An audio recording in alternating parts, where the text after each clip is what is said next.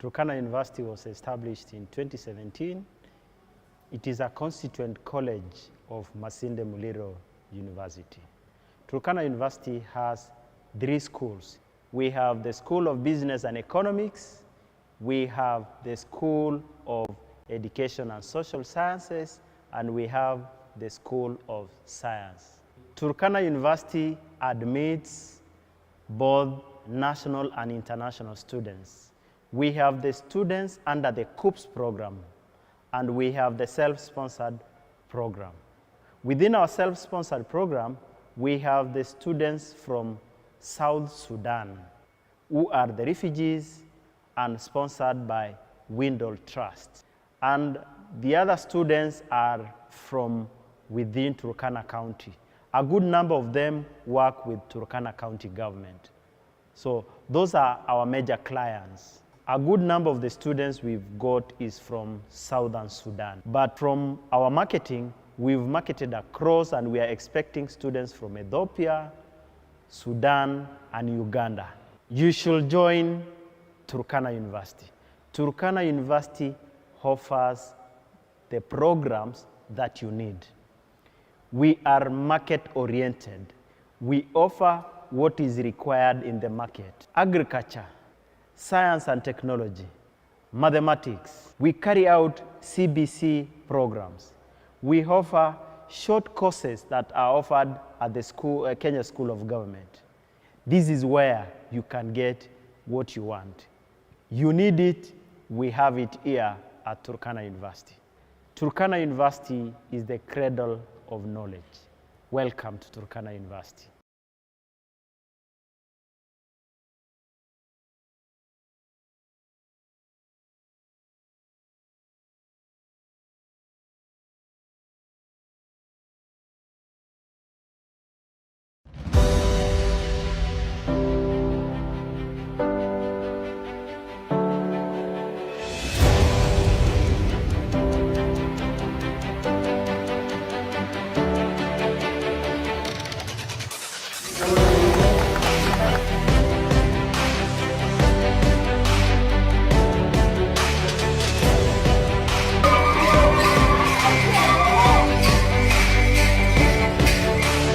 Take a surprise, an impromptu visit to the shops and to the households.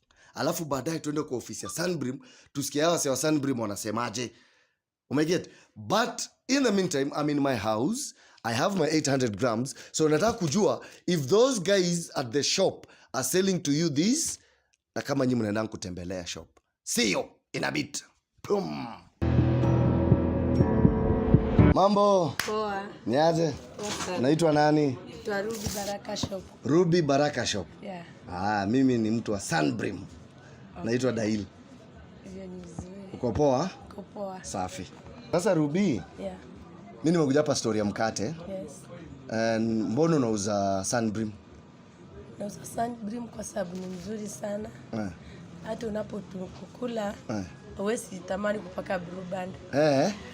Haya, sasa na wale watu wenye wanakuja kununua Sunbeam hapa wanasemaje kuhusu Sunbeam? Wanasema Sunbeam ni mkate soft sana, ni mkate safi sana. Iko poa? Iko poa kabisa. Na wewe as a person, venye watu wanakuambia ni mkate fiti na venye wewe unaiona, wewe unawezaje advice mtu mwenye hajai kula Sunbeam, utamwambia nini? Na advice ya kuwa ajaribu kula Sunbeam, atapenda sana kuliko hizo zingine. Zile zingine? Yeah. Na nauliza, kuna hii mkate ya 800 grams ile kubwa. Yeah. Unauza? Yeah. Watu wananunua? Yes. Ni hebu nipe. Lovely. Safi. Uko feti asante sana. Sisi tunajaribu kujua ni nini inaendelea. Okay. Ndio tujue wakuu wetu watuambie kama tunafanya kazi mzuri ama tufanyi kazi mzuri.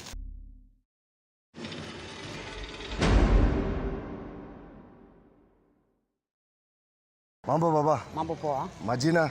James Emase Kai. James Emase Kai. Yeah. Wewe ni supplier wa Sunbeam. Supplier. Kampuni kubwa. Yes. Mna supply mkate? Mna supply mkate.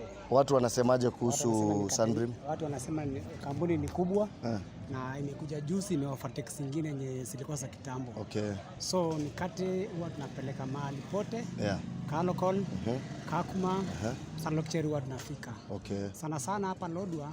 Hii kampuni imeongoza kwa sababu customer akihitaji mkate wakati wote huwa anapata kwa wakati saa hiyo. Yaani mtu akihitaji on time analetewa immediately. Yes. Alafu customers nayo pia huwa wanakula mikate ile fresh. Okay. Si atukubali mikate yetu ilale siku 2 ama 3.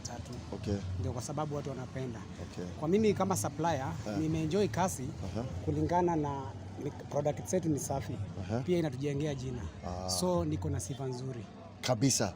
So unasema watu Turkana wanapenda Sunbeam. Yeah. Kila mahali ukitembea ni Sunbeam. Wanasema kama si tamu si Sunbeam. Si Sunbeam. Yeah. Asante sana. Sasa inanipea morali pia nifanye kazi kwa hiyo kampuni. Asante sana. Yeah. Nashukuru. Na hayo tu. Tunajaribu kuangalia venye mnafanya kazi. Tutaendelea kufanya. Asante. Sawa. Okay. Sasa tumepata shopkeeper, tumepata driver. Now we want to invade space yao madirectors na CEO wa Sunbeam. Tujue wanasemaje kuhusu mkate.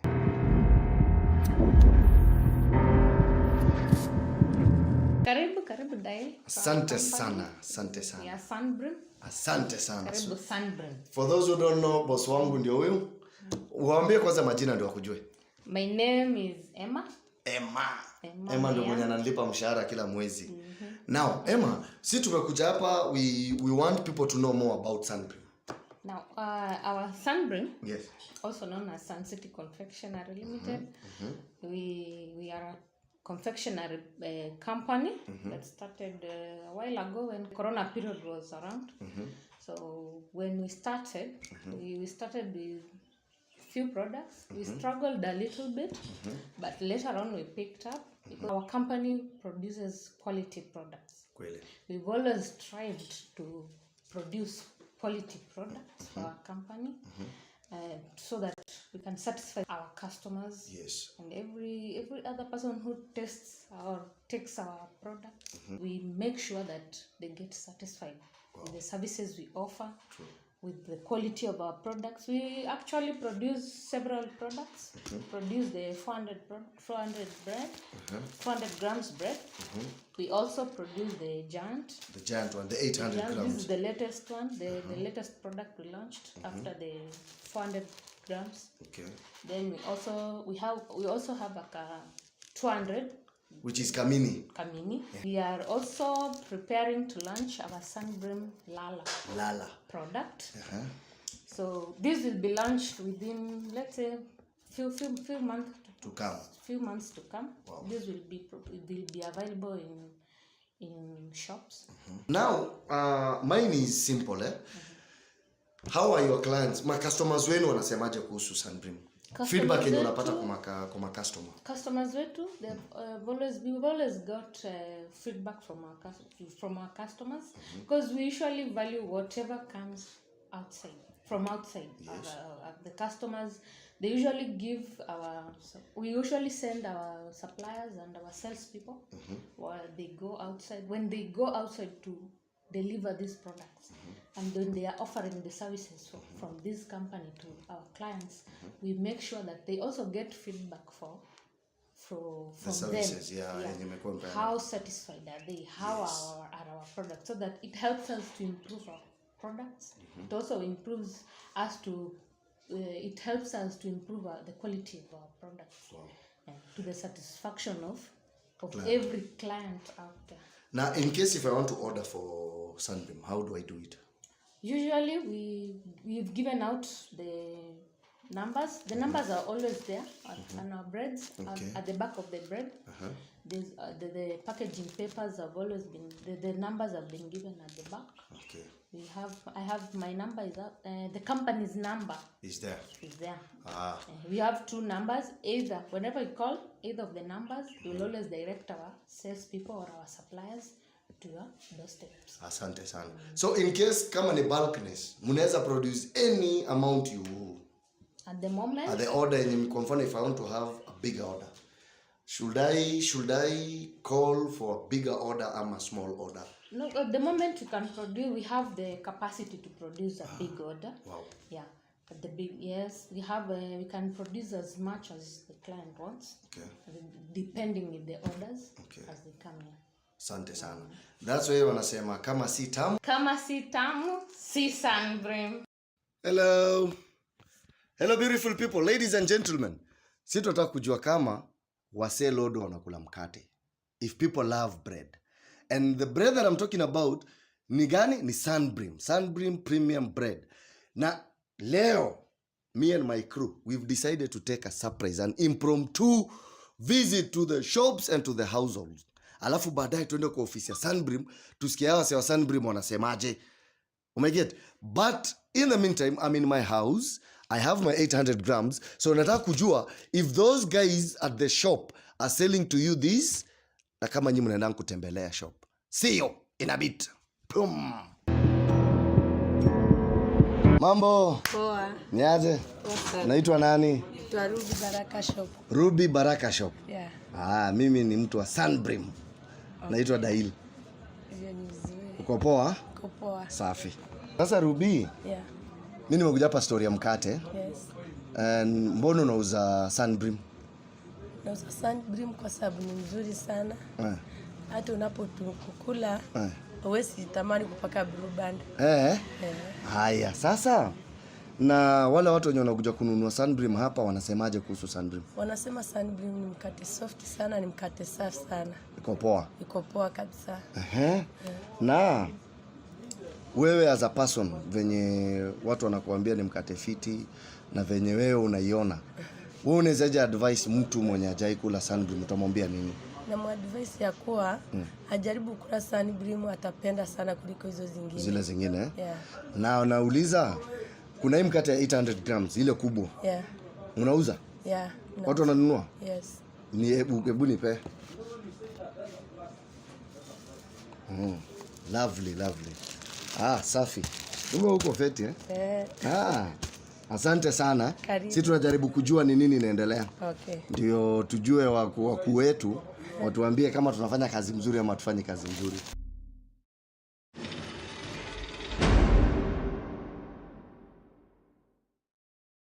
Mambo baba. Mambo poa. Majina? James Emase Kai. James Emase Kai. Yeah. Wewe ni supplier wa Sunbeam. Supplier. Kampuni kubwa. Yes. Mna supply mkate? Tuna supply mkate. Watu wanasemaje kuhusu Sunbeam? Watu wanasema kampuni ni kubwa. Na imekuja juzi imeovertake zingine yenye zilikuwa za kitambo. Okay. So mkate huwa tunapeleka mahali pote. Yeah. KAKUMA, KAKUMA, Sanlokcheri huwa tunafika. Okay. Sana hapa Lodwar. Hii kampuni imeongoza kwa sababu customer akihitaji mkate wakati wote huwa anapata kwa wakati saa hiyo. Yaani mtu akihitaji on time analetewa immediately. Yes. Alafu ma customers nayo pia huwa wanakula mikate ile fresh. Okay. Si atukubali mikate yetu ilale siku 2 ama 3. Okay. Ndio kwa sababu watu wanapenda. Okay. Kwa mimi kama supplier nimeenjoy kazi kulingana na product zetu ni safi. Pia inatujengea jina. So niko na sifa nzuri. Kabisa. So unasema watu Turkana wanapenda Sunbeam. Yeah. Kila mahali ukitembea ni Sunbeam. Wanasema kama si tamu si Sunbeam. Si Sunbeam. Yeah. Asante sana. Sasa inanipea morali pia nifanye kazi kwa hiyo kampuni. Asante sana. Yeah. Nashukuru. Na hayo tu. Tunajaribu kuangalia venye mnafanya kazi. Tutaendelea kufanya. Asante. Sawa. Okay. Sasa tumepata shopkeeper, tumepata driver. Now we want to invade space yao ma directors na ma CEO wa Sunbeam. Tujue wanasemaje kuhusu mkate.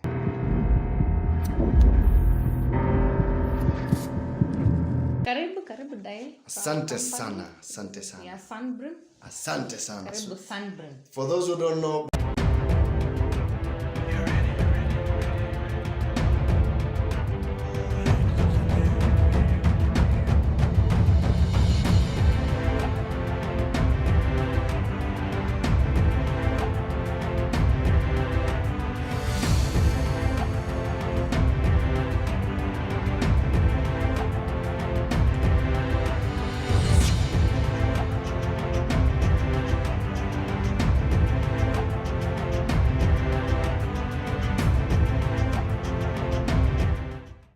Turkana University was established in 2017. It is a constituent college of Masinde Muliro University. Turkana University has 3 schools. We have the School of Business and Economics, we have the School of Education and Social Sciences, and we have the School of Science. Turkana University admits. Switch off your phone ama iwe kwa flight mode. When you are answering questions, you will be given either 2 minutes or 5 minutes. Avoid shouting to each other. Reduce emotions. No use of vulgar language. Kwa hivyo tuheshimu wenzetu, maana huu ni mjadala tu wa kujua ni yapi huko nayo kwa watu wetu wa Turkana West. Na nyinyi wenye mko kwa plenary, hakuna kushout, hakuna kupiga makofi. Nafikiri Daila shawaambia vile mtafanya. Sisi kama moderators, ama mimi kama moderator, I am non-partisan, siko kwa party yoyote, mimi nimekuja tu kuwa moderator, hili tuanze mjadala. Tunawatakia kila laheri tarehe 9 mwezi wa 8. Mwenye atachaguliwa ndio atakuwa mjumbe wa kila mtu, si mjumbe ya UDA, ya ODM, ya Jubilee, ya party yoyote. Utakuwa mwakilishi ya watu wa Turkana West.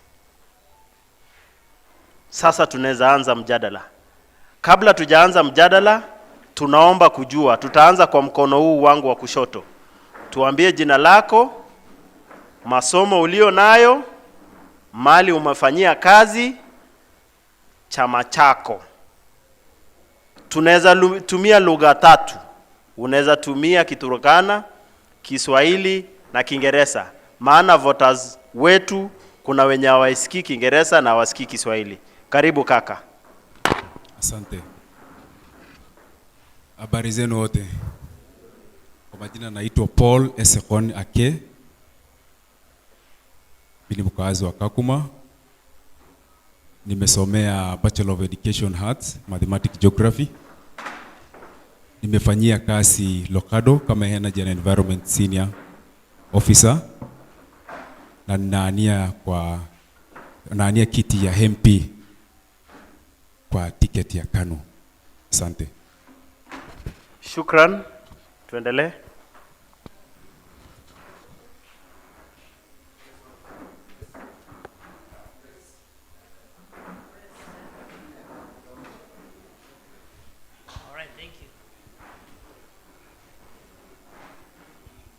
Yes, let me use this one. Thank you very much, Mr. Logiron. Wale wako nyuma, mnasikia hiyo sauti? Mnampata vizuri? Ongeza sauti kidogo. All right, thank you. Is that right? Right. I am Benjamin Ekwamekal.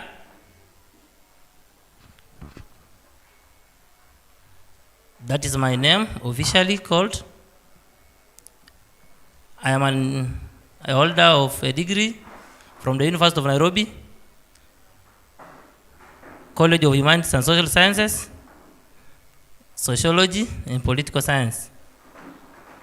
I have been in Turkana West since my birth in 1988,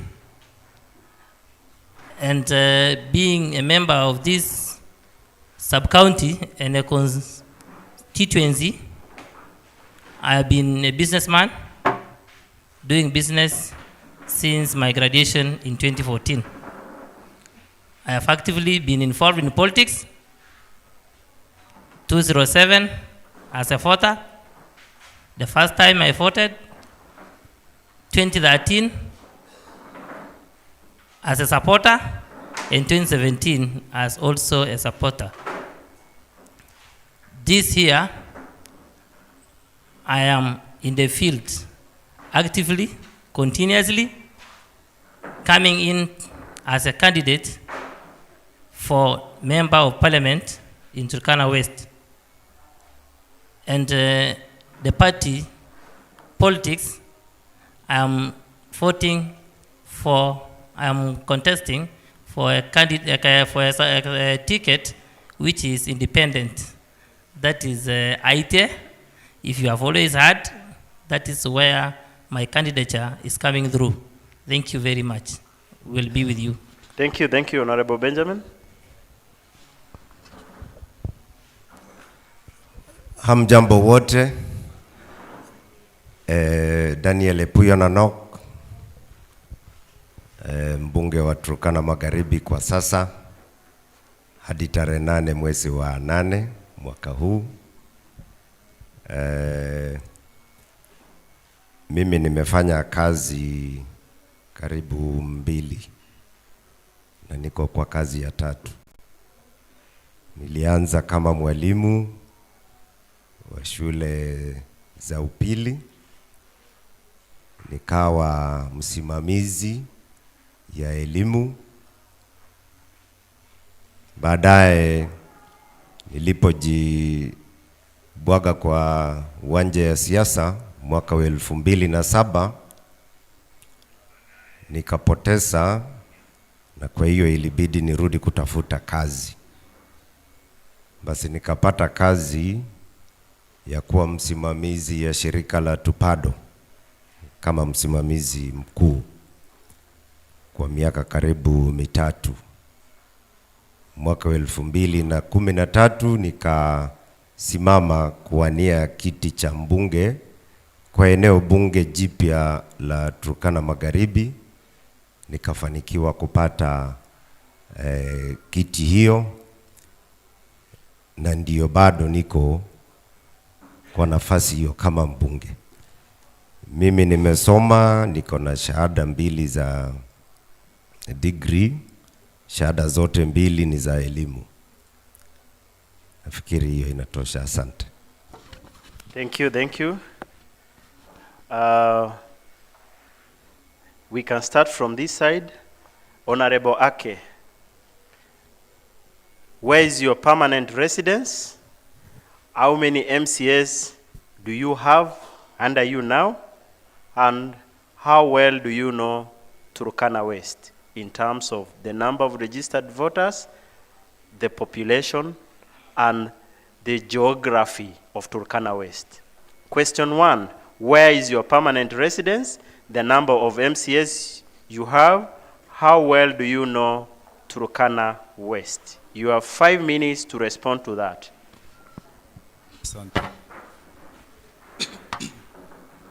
Thank you so much.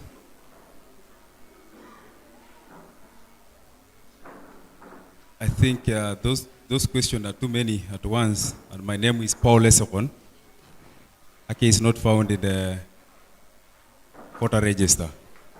So I will be glad if you say Paul Esekon Care. Sorry, Mheshimiwa. Very simple 3 questions. Where is your permanent residence? 2, how many MCAs do you have under you in this election? Number 3, how well do you know Turkana West in terms of population, registered voters, and the geography of Turkana West? Asante.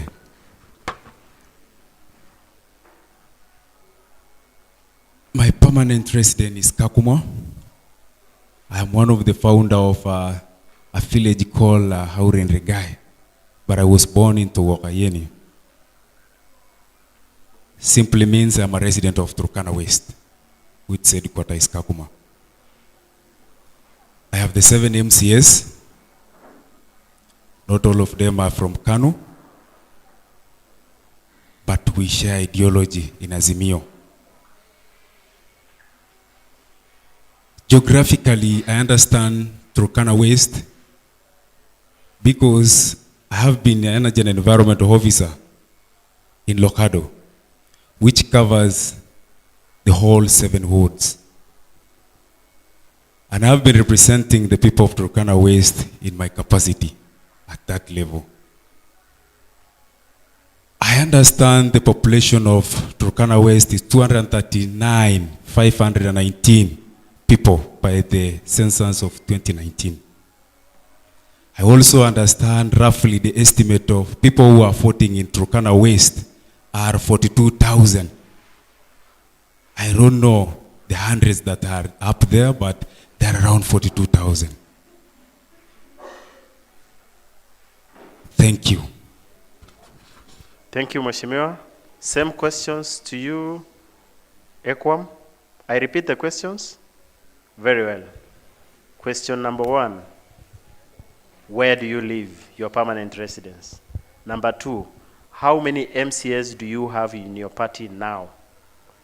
Question 3, how well do you know Turkana West in terms of population, registered voters, and the geography of Turkana West? Thank you. Thank you once more, Mr. Logiron. Benjamin Ikwame. And maybe to correct you, I am Dr. Logiron. Thank you. Thank you once more. I am born resident of KAKUMA, staying in Togokayeni village, Atadukumai, if you can remember that, residents of KAKUMA. That is my permanent residence. In terms of the party, MCS under me, I'm an independent candidate.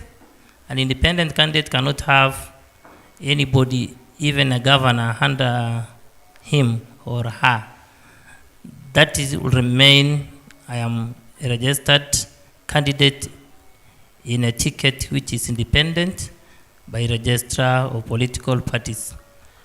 I know Turkana West, population of about 300,000 by the census of 2019, I mean 2019. And in terms of registered voters, Turkana West sub-county has 42,673. I can remember that. That is the registered voter, and God willing, that's what we are working against. And I prefer to get more of that. Thank you. Thank you. Mheshimiwa Epuyo, I repeat the questions, or you got them? I think I remember the questions. Very well, much obliged. You have asked my permanent residence. I am a resident of Turkana West. Born in Lokichogio location, which was a location that bordered the now known KAKUMA location. My sub-location by then was Nanam, which is currently another location. I live in Lokichogio, I live in KAKUMA, I have a house in Lodwa, and I spend time in all these places. I also reside in Nairobi due to my work engagements.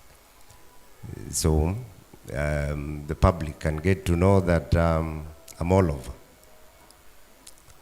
About Turkana West, I've had the privilege and the opportunity to be a member of parliament of Turkana West, being the first one. This constituency having been created from the larger Turkana North in the year 2013. And so I understand Turkana West, it has 7 wards, it has 13 locations, it has more than, I think, 34 sub-locations now. Those are administrative locations. We have close to, I'm not sure of the village admins now, but those are all administrative units that support this sub-county. Of course, the population is, as been mentioned by my colleagues, 239 and some hundreds, as per the census 2019 August, which has gone up already. I remember contesting that figure and saying that it was a lower figure. That is not our numbers. We are more than 280,000 people in this sub-county. but due to enumeration challenges, that is the number, and therefore the official figure that is there, quoted in the Kenya National Bureau of Statistics figures. The registered voters are 42,673, 4,153 in Nanam Ward, 5,490 in Lokichoge Ward, 4,733 in Songot Ward, 5,099 in Kalobeye. Lecha has 5,348. This big town, which is now elevated into a municipality, has a total of 12,153, with the next ward being 5,649. That is the numbers given to us by IEBC. Thank you. Okay. Are you done, Mwalimu? It's okay. It's okay. Very well. Thank you, Mwalimu. We are crossing to the next set of questions. We start with Benjamin. Are you ready? Before we start with you, noisemakers in the house, I have powers and privileges to chuck you out. If you are drunk, we also drink. Give us time. Your representatives are here to give you their agenda, not my agenda. Please, let's give them time, because this is an opportunity for you to know them better. We are giving you room so that you can do cross-examination of your leaders. If you want to make noise, KAKUMA has a good number of bars. It has a good number of churches. You can choose any, including the mosque. Thank you. Honorable Benjamin, please tell us the 3 key functions of an MP. Number 2, tell us your 5 key agendas that you want to do to the people of Turkana West. You have 5 minutes. Thank you once more. Dr. Logiron, as you said. Not as said. It is an award. Thank you. Please proceed.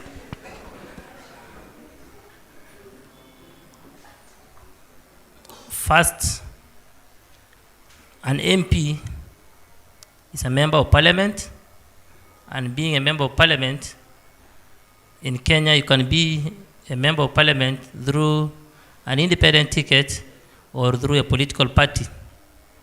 And through a political party, one comes as an MP to legislate in the parliament and discuss the policies of political parties as may be raised in the parliament. Also, as a member of parliament, coming through a political party, one scrutinizes the policies which should be brought to the parliament for discussion. Also, to add on the roles of an MP, that's a member of parliament. Member of parliament through a political party discusses the policies of the party, and they are there to defend their political parties and the manifestos of political parties. The second question is on my agenda for this political and electionary period. I'm contesting as a candidate in Turkana West for one, to get on the agenda of education. After school, my Form 4, I taught voluntarily, and being a teacher, I go to understand the problems affecting the Turkana West students, the Turkana West youth, and those who are going through the education process. And this, I have got also to understand that those who came before us do not understand what education is, and they have kept on building classes and adding more structures. And I'm coming as a candidate to touch on the productivity and the quality of education. We are here and I am contesting so that I get an opportunity that I am asking from these honorable members of Turkana West. I can improve on the quality of education. We get more youth to the university because more better and productive education comes from the university. That's why, because of our more classes with little and low quality education, we have been scrambling and struggling on the G4S and KK for what? These security jobs and cleaning jobs around here are the ones that our MP and leaders have been working on to take on lists, because that's the only place the students from Turkana West mostly can get to that. But most of us who have gotten to university, we have not been able 2 minutes through education to go that. That is on education. I will improve on the quality of education. Second, on the water issue, we have an aquifer in Turkana West, Lotikipi, and given an opportunity by Turkana West, because it's one of the problems that's facing even bigger towns like KAKUMA, I will work hand in hand with the county government, whatsoever that will be elected, to explore and bring that water into use. That is my second agenda, and my third agenda will be on security.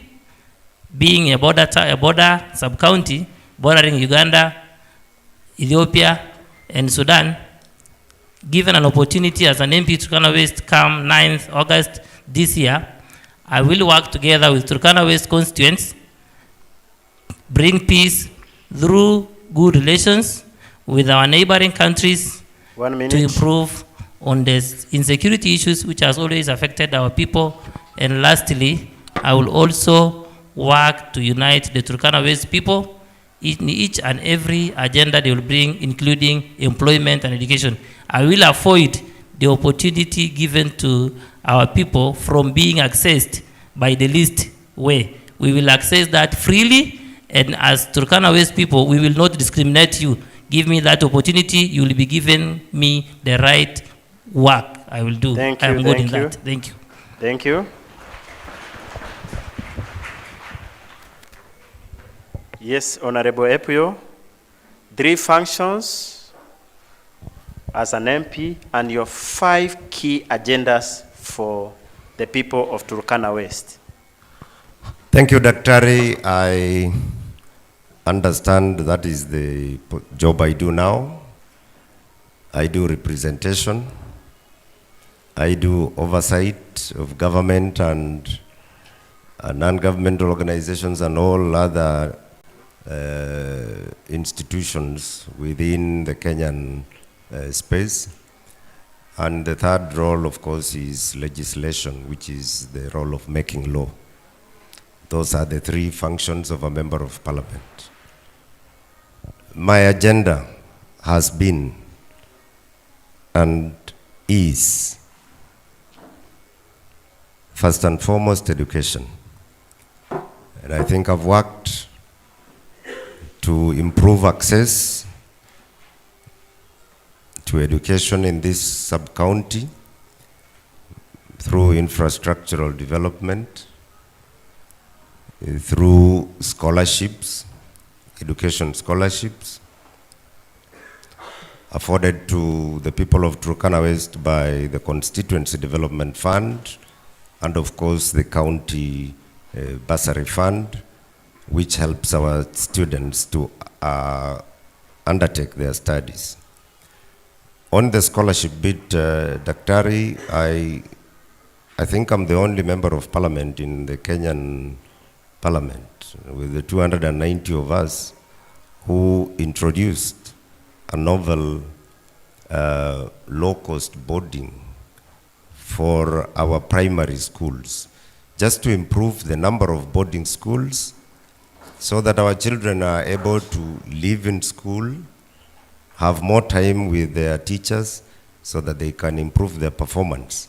And we decided to scatter around 10 schools to begin with across the 7 wards of this constituency, so that particularly the nomadic and pastoral children can have quality education, quality time, food within their schools so that they are able to study more. So 3 education minutes. has been a key pillar for me, and it will continue. I believe, given more opportunity, I stand a better chance to improve the quality of education in our schools.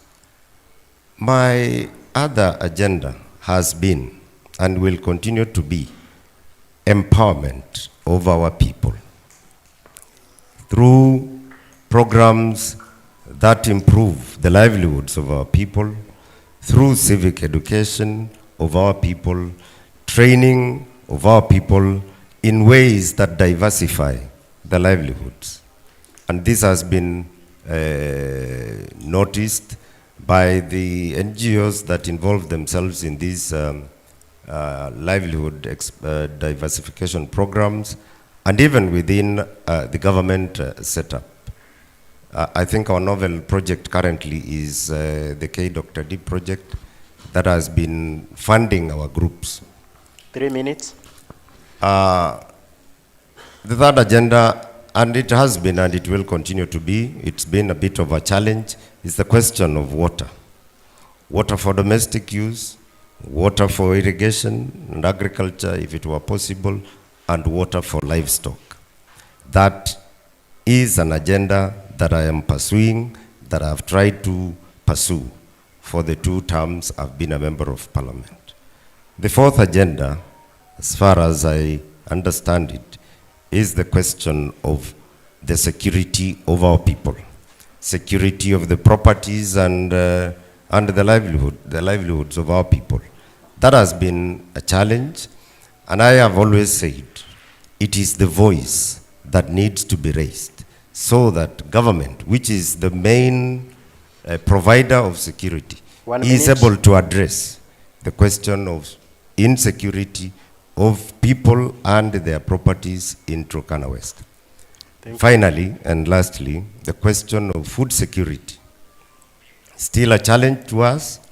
When I talk of food security, it is not within currently the functions of the national government, which is where I represent the people of Turkana West, but with concerted efforts and agreeable leadership, it is possible that we in Turkana West can actually provide ourselves with food enough for ourselves.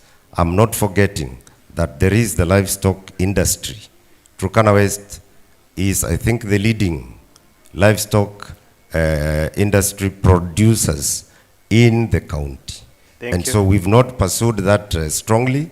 It can be improved. We have LMS, the Livestock Marketing Associations, but they can do better than they have done. Thank you, Mheshimiwa. And finally, Paul. Thank you. There are 3 functions I understand. First is a legislative function, which is making the laws in the parliament. The second is the oversight role. And the third is representation of your constituents. Agendas, or I can say my activities, or manifesto, is that I see a gap in education. Which gap in education? That is the question. The gap of research institute. We say we lack water. Do we have people or the student we have taken to study that course? Do we have a research institute? I need to put a research institute that will do a research in artificial insemination of our livestock, that will do a research in soil salinity. Research in soil salinity, because most of the soil, let's say 99% of the soil in Turkana West are saline. Which kind of crop can we do? We need to know which kind of drought-resistant crop can we do on Research Institute. Secondly, water and sanitation. We understand every time when our bowel water levels goes down is because we have different things that are taking water from the aquifers. Our aquifers should be having recharge systems. Recharge systems are micro dams that will make sure the water stability is high throughout the year. And that can be done.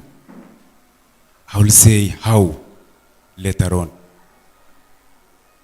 Water and sanitation. We need to have also on sanitation what we call public toilets. Everywhere we go, tuko na mahali inaitwa Kadokochin. Most of the small streams here inaitwa Kadokochin. What is Kadokochin?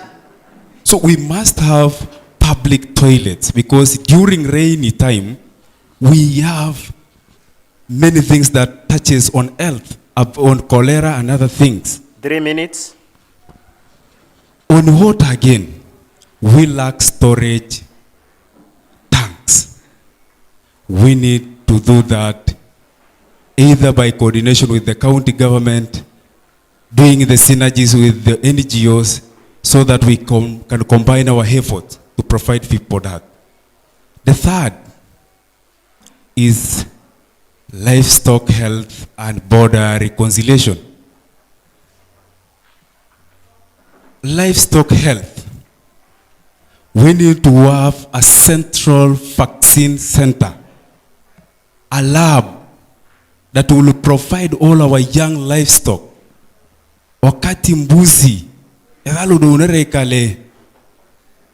we can vaccinate such that our animal become resistant to diseases. And that is how we can create wealth. We can also do artificial insemination. Si lazima mtu akuwe na wanyama, lazima akuwe ndume kwa mbuzi zake, ama kwa kondoo, ama kwa nini. We can do artificial insemination. Tutaweza toa sperms from the bull, from the male animal, and then we inject to the female. And then we can do also a dual production. 1 minute. Finally, we have food security. I believe our soil can produce a lot. What lacks? It lacks technical persons. We can take our young people who finishes high school and they need to do agriculture courses. We can sponsor them through our education programs and scholarship to go and study in countries like Israel, in countries that have overcome the drought resistance and providing their population with food. So all arable lands, Eyal, Akwasuguru, Nawuntos, we can divide into two. What we call subsistent farming. Subsistent farming can be done in Eyal, Akwasuguru, where people have their own farms. And then we can do finally what we call government farmlands. Government farmlands will be the farmlands where we can do what we call plantation of cereal crops, and then we store them so that during drought time we can provide our people that. Thank you. Alakara, ejokonoi. Ejokonoi Mheshimiwa Paul Esekon. Our online viewers, we are waiting for your questions. We are taking concerns, reading your comments religiously, and we will raise your questions and ask the candidates. I hope wote mumesikia manifesto ya waheshimiwa. Kuna mtu hajasikia? Hii process ni participatory. Nitawapatia muda ya nyinyi kuwauliza maswali kwa njia mzuri. Sawa sawa? So msikuja mseme tumemaliza kuongea tumeacha hivyo. Nitapatia watu nafasi ili waulize wajumbe wetu maswali yenye yanawahusu. Pia tunaongojea maswali kutoka familia yetu yenye iko online. We are waiting for your questions. As we receive your questions, I have some issues that we need clarification from our aspirants. We start from where? Extreme end. Very well. This is a democratic country. Wameamua tuanzie kule mwisho. Good evening, mwalimu.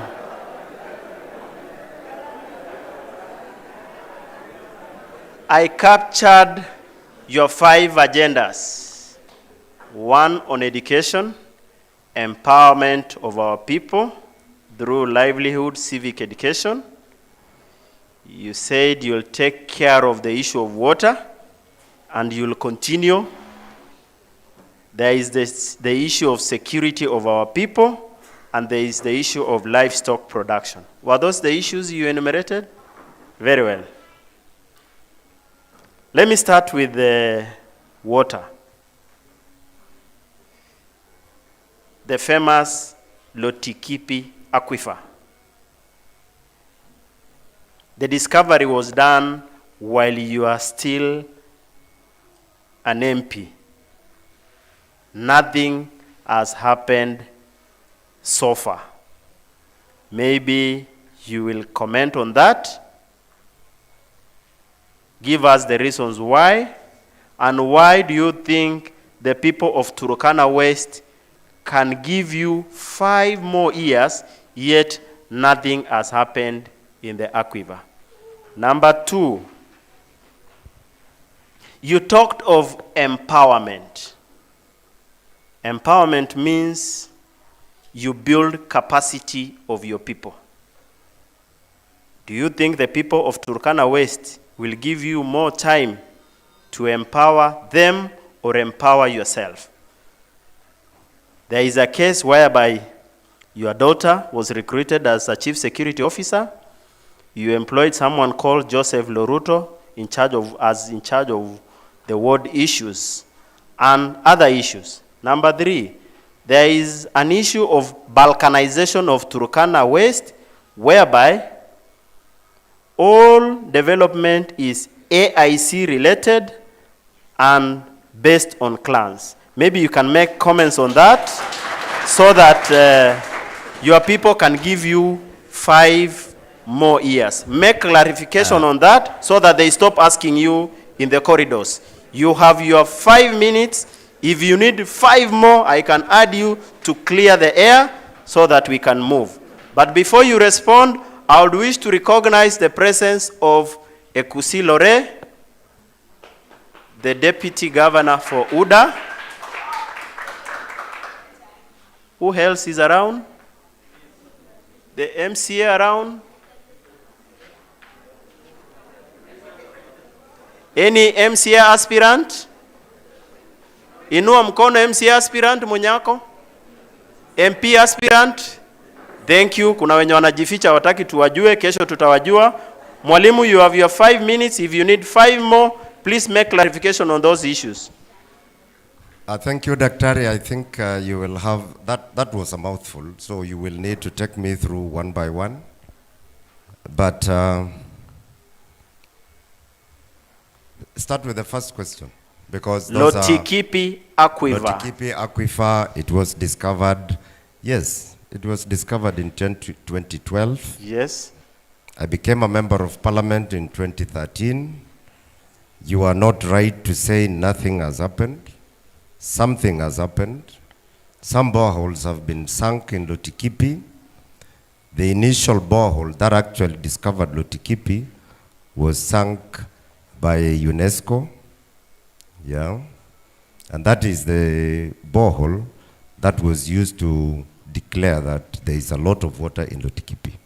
Since then, through my lobbying and through my pushing, another borehole was sunk by the Rift Valley Water Service Board.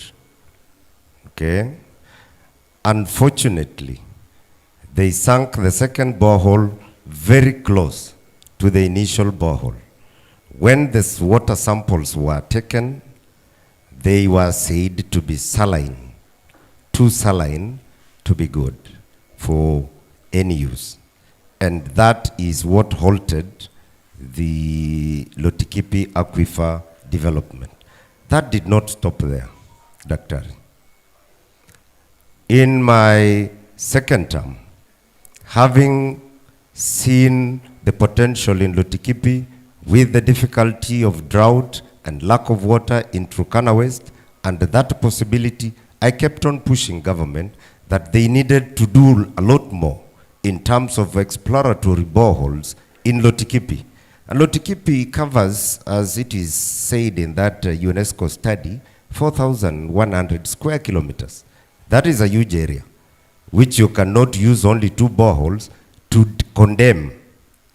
In Lotikipi, as we speak, one of the high-yielding boreholes in Lotikipi is the borehole at Kapetadie, which gives, which SEPSA, the oil company that drilled oil in Turkana West, actually sank, and it was giving around 30 plus cubic meters of water per hour. And that water is not as saline as it is said. That is the source of water for our pastoral community around the Mogila Hills. Okay?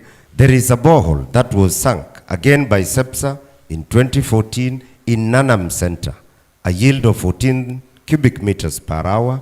That is the livelihood water, I mean the life stay, the mainstay water for Nanam Center, which is used for domestic use. And through my lobbying again, in 2018, 2019, I was able to push that NIB, the National Irrigation Board, was able to start a pilot project, pilot farm in Lotikipi in Nanam. Again, that is within Lotikipi area, where about 5 balls have been sunk. The yield is not as good. One of them, I think, yields about 11 cubic meters, another one 6. There is another one that yields 10. And that water is actually being used to plant. Currently, if you go to Nanam Center, there is a farm that is supposed to be 500 acres, which is a trial farm. So that is why I say it is not that nothing has happened. It may not have happened to the scale that we would wish. We would wish that we sunk more boreholes to study this aquifer so that we do not condemn the whole aquifer as saline and therefore non-productive. Our potential for exploiting Lotikipi aquifer still is ahead of us, and therefore the more reason why I say, since I have started this journey, I am in a better place to finish that work given the opportunity by the people of Turkana West. I think you can ask me a second one. The second question was on empowerment of the people. Thank you. Dr. A scholar, an education scholar, Mans, I think, said education is the greatest equalizer. There is nothing more important for a pastoral community like ours than education. And that is why I have spent my time, I have spent my energy. I am an educationist by profession. And I think our history comes from far, including yourself.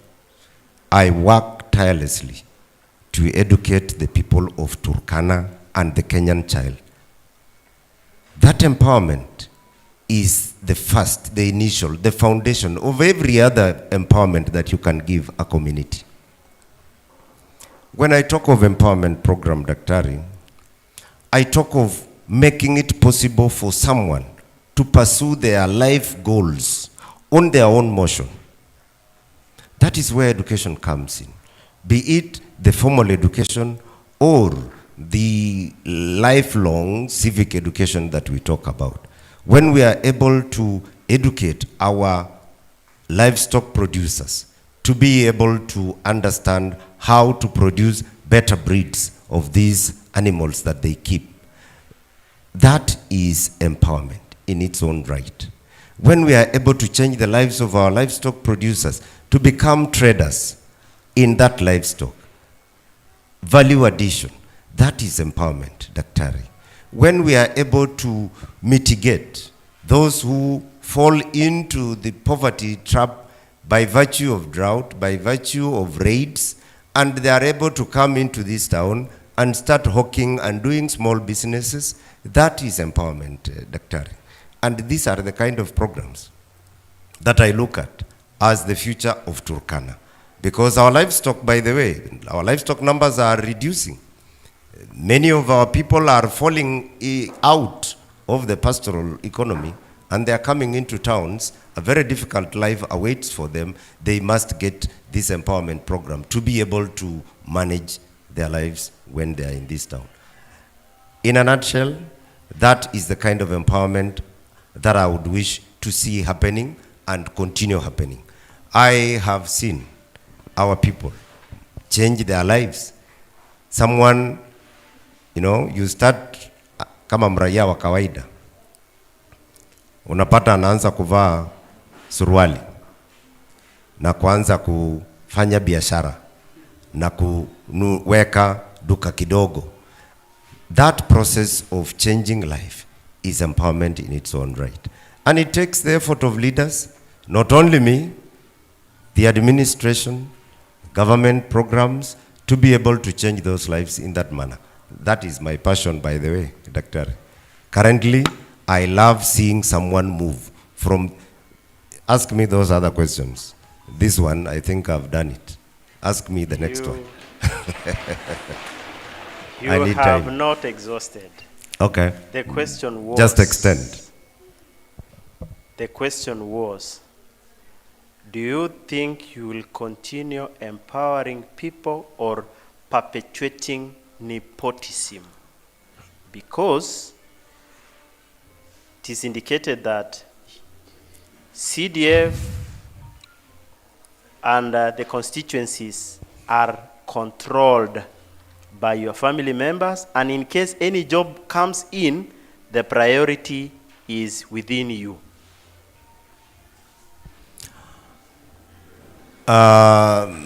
Daktari, well, I give it to you. Very well. It is an opinion. Yes, we can consider it as opinions, yes, may not necessarily be factual. very well. And that is one of them that is not factual. Very well. I have no family member working in CDF. I do not do CDF contracts. I have no company that engages or does any business with CDF. I do not know this nepotism business. I think, Dr. that question is more of what I hear along the streets of KAKUMA. Very well, very well. And everywhere. No, just don't cut me short, because I wish that question came from the audience more than you, the moderator, because who has said that I have a family member in CDF? Who has said it? Is it you who is saying? As a moderator, where did you get that information? But be it as it may, I have told you, I have no one single relative working in CDF. None of them, none of the 8 members of CDF is related to me. Very well, Mwalimu. That question is satisfactorily answered based on opinions. Then there is the issue of the cartels and clans. Do cartels exist in your management and AIC related? It is a yes or a no? It can't be a yes or no. Yes. AIC cannot be a cartel. AIC is a church. True. I am a member of the AIC church, and not just a member. I have been a leader in the AIC church. I have been a church elder. I have been a district church council chairman of the AIC church in Lodwar, not even in Turkana West. I do not hold any AIC portfolio in Turkana West. But in Lodwar, you go to AIC Lodwar Mlimani, it is in record. I was the chairman of the DCC, which was the supra organ, decision-making organ within the council in the district. Fair enough. Do cartels exist in my administration? First and foremost, I do not administer. I am a representative of the people of Turkana West. In my representative role, I have tried to serve the people of Turkana West in the fairest manner that I think I have tried doing so. The members of CDF, and these are the questions that keep on coming or cropping around. When you look at the way members of CDF are appointed, I do not appoint them. They are actually taken through an interview. The panel that sits in the interview for the CDF membership is the DCC, the fund account manager, and a government officer, which people I do not control. Decisions are going to be made based on those who have applied. And those are the people that will be constituting the Constituency Development Fund Committee of my constituency for the 2 terms. I've been a member of parliament. And Dr. Moderator, it's only fair that I am ask me specific issues now. Very well. Because you're asking something about my family. Ask me those specific questions because for sure I need to clear this. Thank you, Mwalimu. By the way, Dr. just give me the benefit of doubt to say this. I wanted to clear before you respond. The reason why I'm asking that is the issue of integrity. I wanted to give you a platform to clear these issues so that they don't keep on coming up in your barasas. Very well. Very well, Mwalimu. You can proceed. Or you're done. Oh, yes. Dr. And thank you for having us in this show. Thank you. And in this debate. Welcome, Mwalimu. I am certain we are in a political land space where rumors and innuendos are the order of the day. My competitors are the ones who are perpetrating these rumors about my leadership. They think that by tying me to these cartels, when you talk of a cartel, what is a cartel? These brokers that they talk about, in fact, I do not want to deal with brokers. I never deal with brokers. People don't come in between me and the people of Turkana West. I engage the people of Turkana West directly. If it comes to issues of tenders for CDF and what have you, that is a government process. The procurement laws apply. Whoever wants to do work with CDF goes through the processes of procurement with the CDF committee, with the fund account manager, and that is a government process. I do not partake of that process. I am not asked. I can only peddle, Daktari, I only peddle influence. I can influence if I am allowed. If I am allowed. But the decision maker is a different person. And so, these rumors of telling me I control CDF, I have given so-and-so a tender, I have refused to so-and-so a tender, is a way of pulling my leg. And you know, I take it in my stride. Thank you, Mwalimu. By my experience, I take it in my stride. Finally, Mwalimu, please clarify. You say this is a political season. Before I go to the next candidate, please clarify these issues.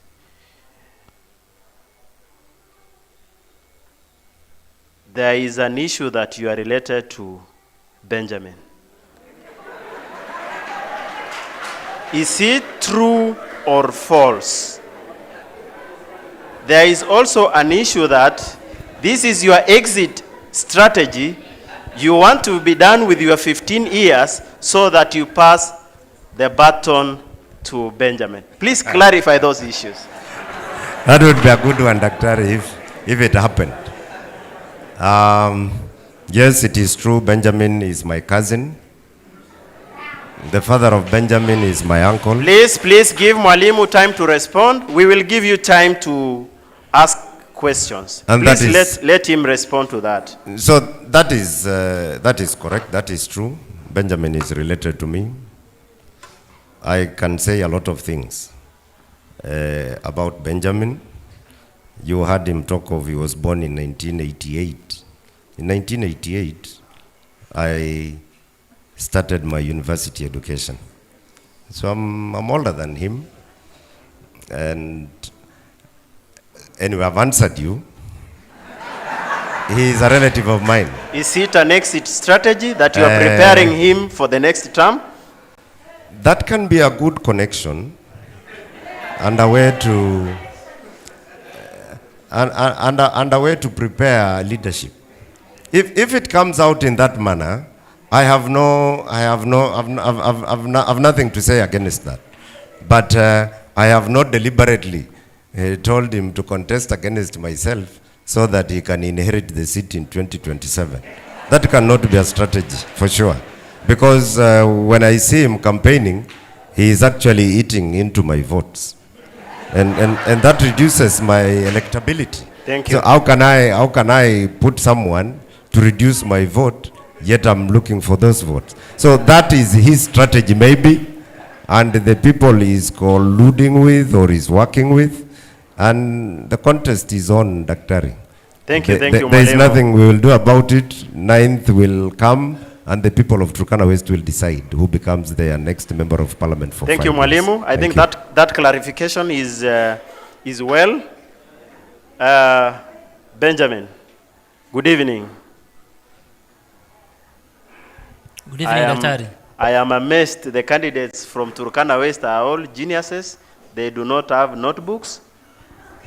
They have teleprompters and they record their issues here. I have some issues that I want you to clarify to the voters of Turkana West. This is a political season. Anything can be said. Mwalimu has responded to the first question. I want you also to respond. That is one. Number two,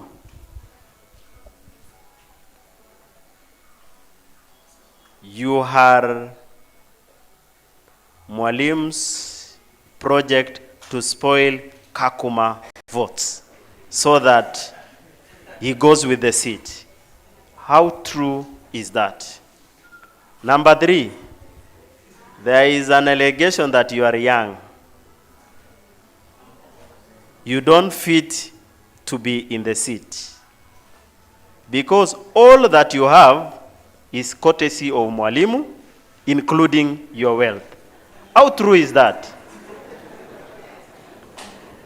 Then finally, there is an ECD in Letia that you did and it is incomplete. It is you didn't do it, you are subcontracted by someone close to you. Are you perpetuating corruption and incomplete projects in Turkana West? You can answer those ones first. Did you get the questions? Good evening, all. Good evening, Dr. Good evening. You can start with your first question. Are you related to Mheshimiwa Daniel Epuyona? No. Thank you for the question. Number two. No, I will answer the first question. That is a yes or a no? No, I will answer the first question. A question requiring a yes answer or a no answer would also require an explanation to ascertain your answer. So I do not understand why you allow me say yes and keep quiet. So please proceed. How can I answer the question? Tell us whether you are related with Epuyo, and if so, why Turkana West? Is it yours for take? Asante sana. You will allow me answer the question in the possible way I may be understanding it. And being in Turkana West, I know the languages to be used can be English, Kiswahili, and even Turkana for the people who are here. Is that allowed, Daktari? Much obliged. Thank you. I will ask a question to you and you will be responding as I answer your question. You asked me, are you related to Mwalimu? Being in Turkana and understanding a Turkana culture, bitang yang macharin. Bitang yang do unu ni tungana uyapi. E yang agrongna iya Turkan. Alogeri alogi yakar Turkan. Araya yang metronite. Era Mwalimu edo chait. Aloto mang macharin ngulu. E perorete Turkana to yana kini seki do unto yapi. Lakini ane ko utana rio tofauti totiaka kini ngati nguna akronguna. Kwa hivyo, as much as that will be said, I will say etale ankade ya tofauti, etale mwalimu luke ya tofauti. Abanya ankade ludouni wala nyamere ya tofauti, ebanyi mwalimu luke ya tofauti. Apedoria nga utai kwa kondo cha it, utari mwalimu ni meturana it. Echamete etalo Turkana it ngakrongna. Lakini kanendai IBC is clear on the characterizing how someone is qualified for a parliamentary position. And being aware of what is in the political domain, I understand that for one to contest as an MP in Kenya, you must be at least 21 years and above. And I am above 21 years. I qualify for this ticket. Second, IBC is silent on whether relatives can contest or not. And being in same country, Mwalimu is aware that being his relative, if that was to be said, if that was to be justified, cannot bar me from contesting as an MP in Turkana West. I am a Kenyan by citizen, and that also qualifies me to be a candidate for this seat in Turkana West. I am a Kenyan. I also say to warrant me with this ticket, nothing needs or is needed about relationships. What is needed is brain and the agenda for the Turkana West on the table. And because I have the agenda of Turkana West on the table, I see myself as the fit candidate for Turkana West MP 2022, come August 9th this year, as I have said, 2022.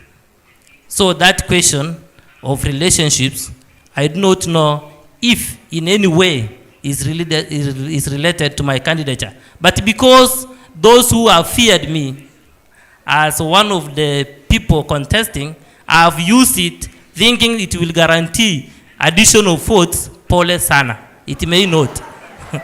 It may not. And I have also asked those who have been peddling that you continue because it might be hiding something. Keep on. But unfortunately, starting this year around April, it has disappeared. Maybe you came with it from where you came from. You will continue a little bit with it, but it will disappear. Thank you with that question. The next question is on the issue of education. You said you'll improve access to education, but there is a project in Letea ECD that is incomplete. Isn't that a way of perpetuating corruption and sinking education in Turkana West? Thank you. I've only understood that the moderator is operating on rumors and questions which are on the air are not written. I have never had any project in Letea. Never at all cost. And if there is a proof on that, please do. Very well. I will appreciate. Then the other issue is, I started by saying this is a political season. Anything can be said, whether true or false, and you are given a platform to clear the air. The other question is, your wealth is tagged on Mwalimu. How true is that? Not true at all. At all, at all. Very I well. came Yes? 2007 is when I did my first KCSE. I didn't qualify to go to the university because I had a C+. I went to redo the exam in KAKUMA Boys Secondary, St. Leo's, where I got a grade which qualified me to go to the University of Nairobi. By then, during the entry, I also got a scholarship to China to study medicine through my brother, Dr. Yakal, which I denied because I had married by that time, 2009. I decided to save the family. And by then, I started doing business.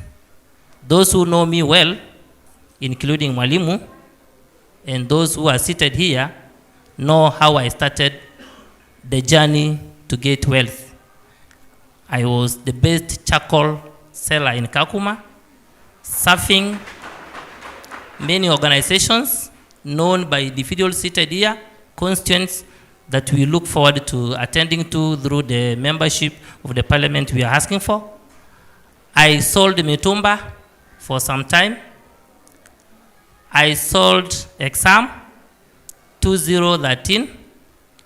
I was teaching as a voluntary teacher, Pogoton, for 6 years, voluntarily. The money I got from there, I used it to sponsor some students who did not have money to pay for KCPE.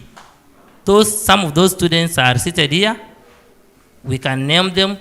And through those ways, I started developing myself. And by 2014, I applied for some work. By 2014, Window Trust Kenya served me with a tender, 13 million. It came in 3. By that time, Mwalimu was just joining, and he was blank. He would have not known how I applied for the tender, how I got the tender. And having been in the business world, and having understood how the business will help someone, I had not even graduated from the University of Nairobi by then. That is the first time I touched my 10 and above million. Not any of my relatives, starting from brother, mother, father, if he was there, or even him, as he has said here, touched or gave a shilling to serve the project. I served it myself through friends in Nairobi, those who are not even Turkana, and that's why I say, as a Kenyan, I love Kenyan citizens in totality, and not even the Turkana alone. That guaranteed me a loan which served that tender fully, and I got my first 10 million. And from that is where I started doing more businesses. I took 2 lorries for the loan, with the loan, KCB Bank, KCD 125H, and KCF 625. Thank you. By then, yes. Thank you. You've made clarifications. Please allow me finish because you've made clarifications. Please on those allow issues. me finish. You had given my I gave partner 10 I have minutes. given each of you a maximum of 10. Thank You've you. exceeded your 10 by 1 minute. Thank you. Thank you. Unless you want us to stay up to morning, I am comfortable. I can be up to morning. Very well.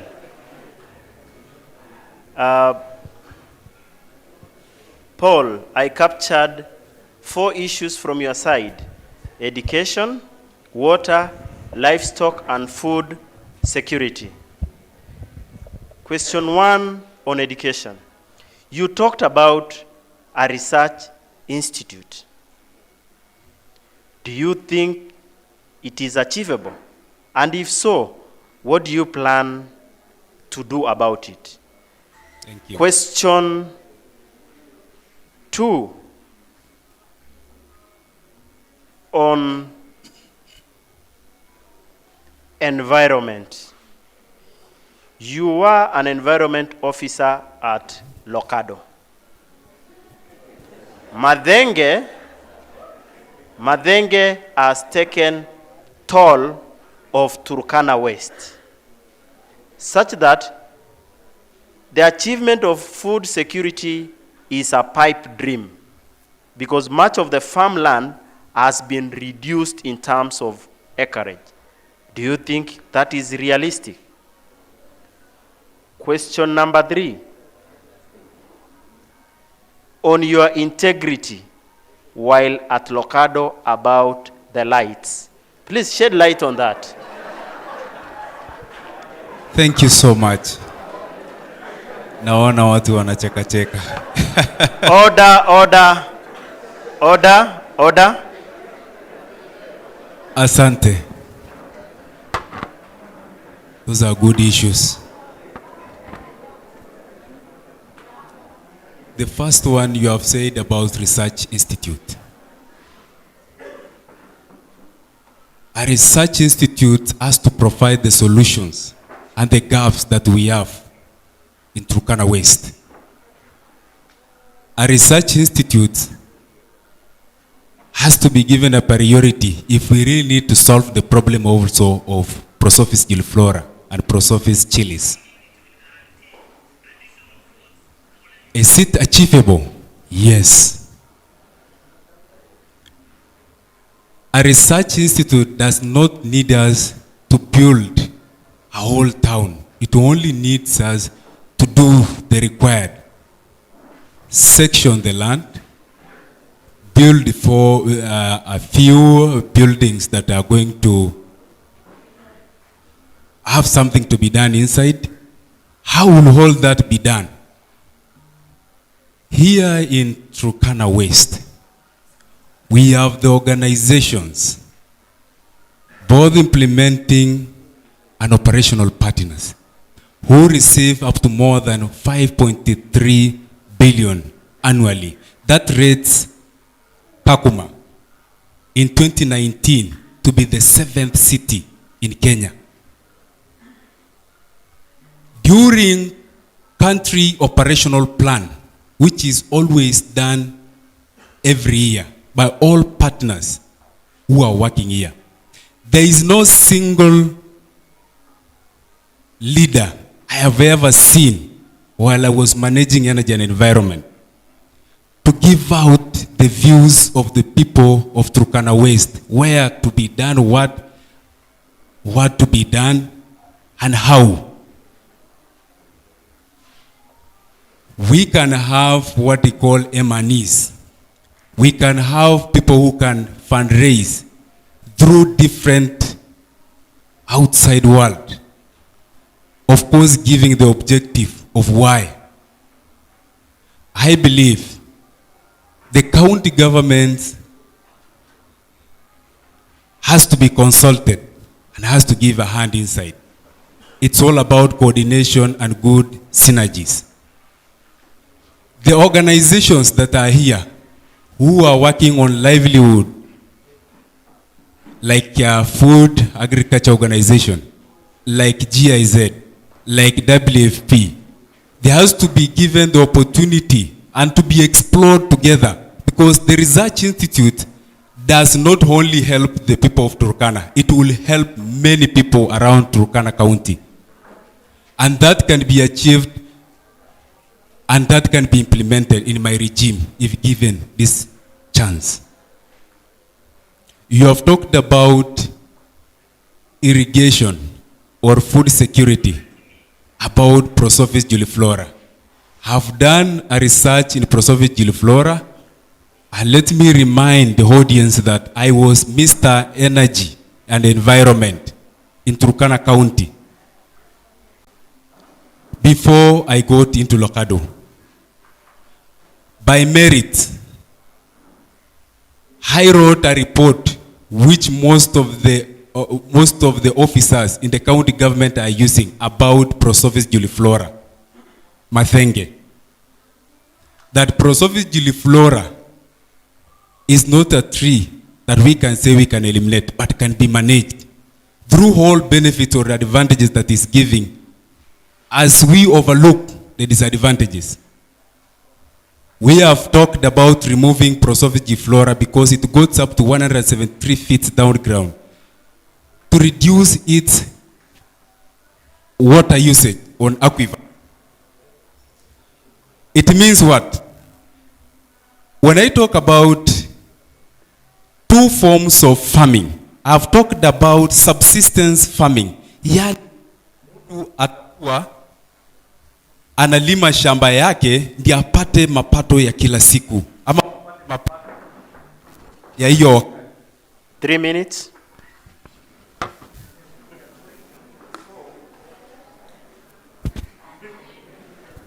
So,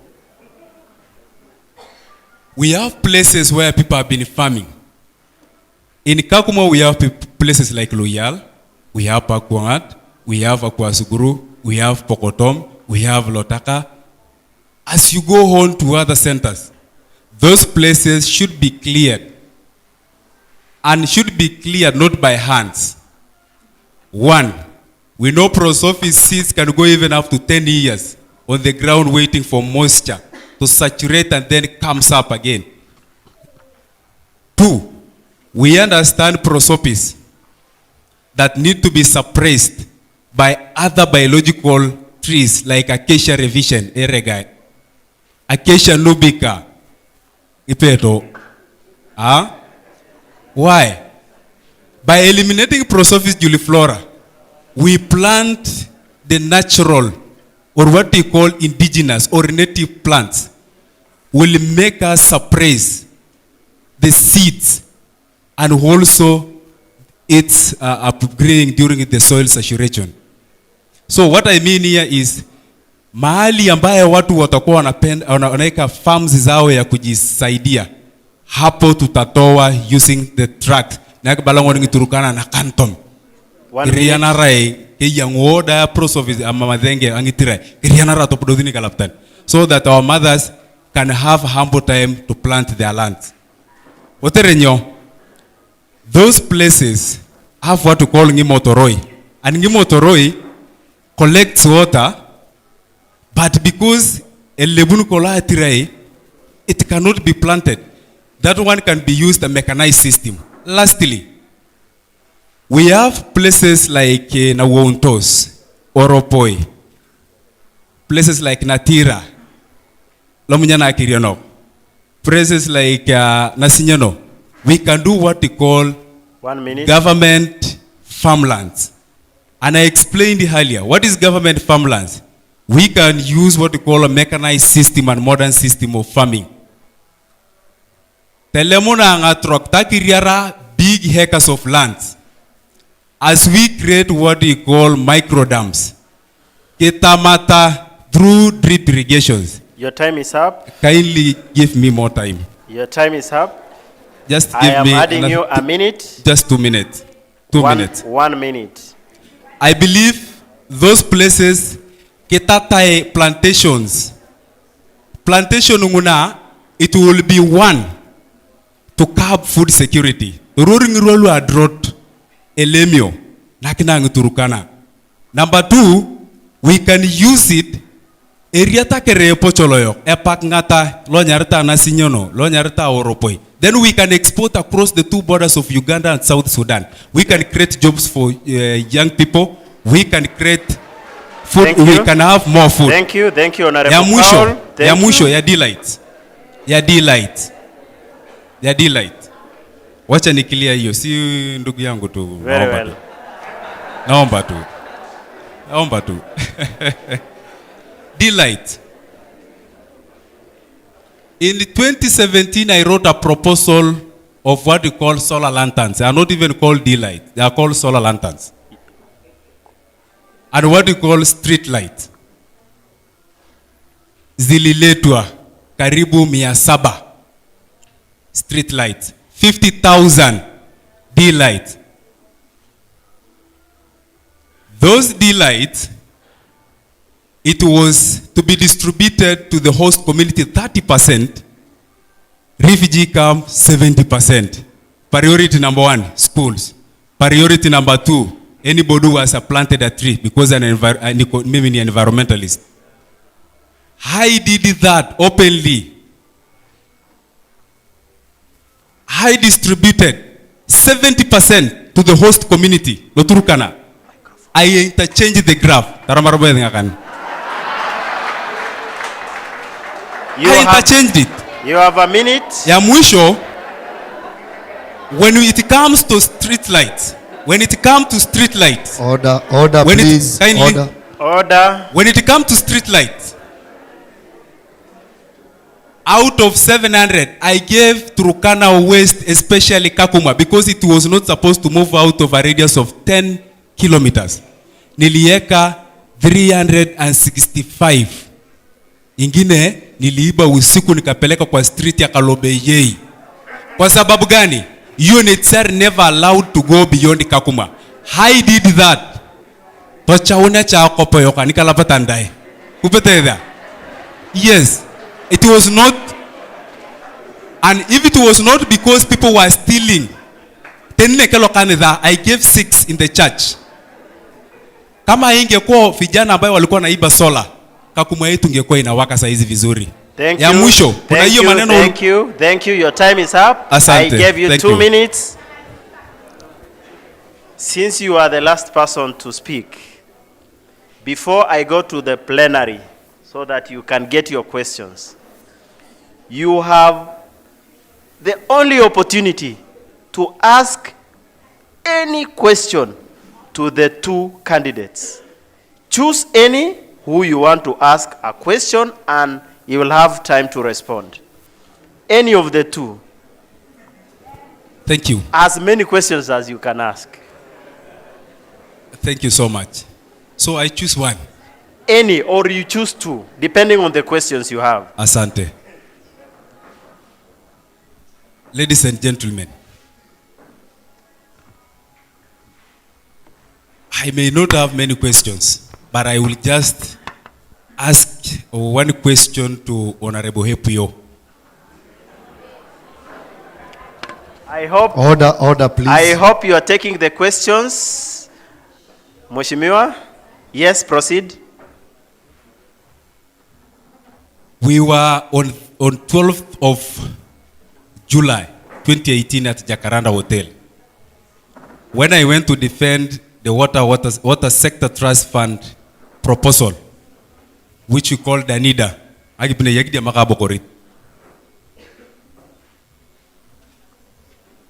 You know, I never talked because I respect you at that meeting, because you are my leader. The Danida funds was 600 million, according to the proposal I wrote. 100 million was to go to environment. 500 million was to do water. Water piping, storage, drilling, and all that in KAKUMA. In KAKUMA. Because the Musungu was saying, he knows KAKUMA is going to be a municipality, and it is your central place. What happened up to today that water has not reached the people? That's number 1. Number 2, what happened that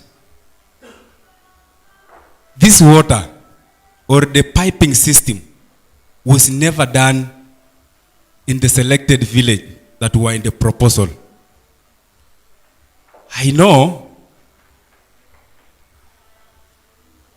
he can just answer a little bit, but musichukue pia kwa ubaya. The oversight role. I need him to tell me, because I am in darkness since I resigned from Lokado. I am in darkness. Mimi naishi na urenregai. Na mimi nanunua maji na majereka nikupeleka nikunywe. Hiko piping imekuja mpaka juu upande ya juu. What happened? Asante. Very well.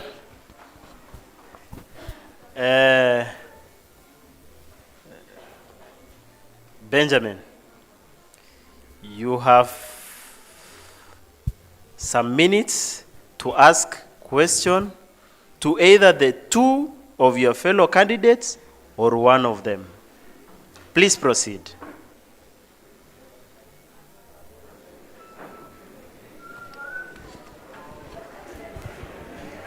Thank you, Daktari. Order. You'll have your time to do the same. Relax. Microphone ikitoka huku inakuja hapa. Si leo tuko KAKUMA. Kuna mtu wako na haraka? Kama sisi walodo hatuna haraka, nyinyi mko na haraka.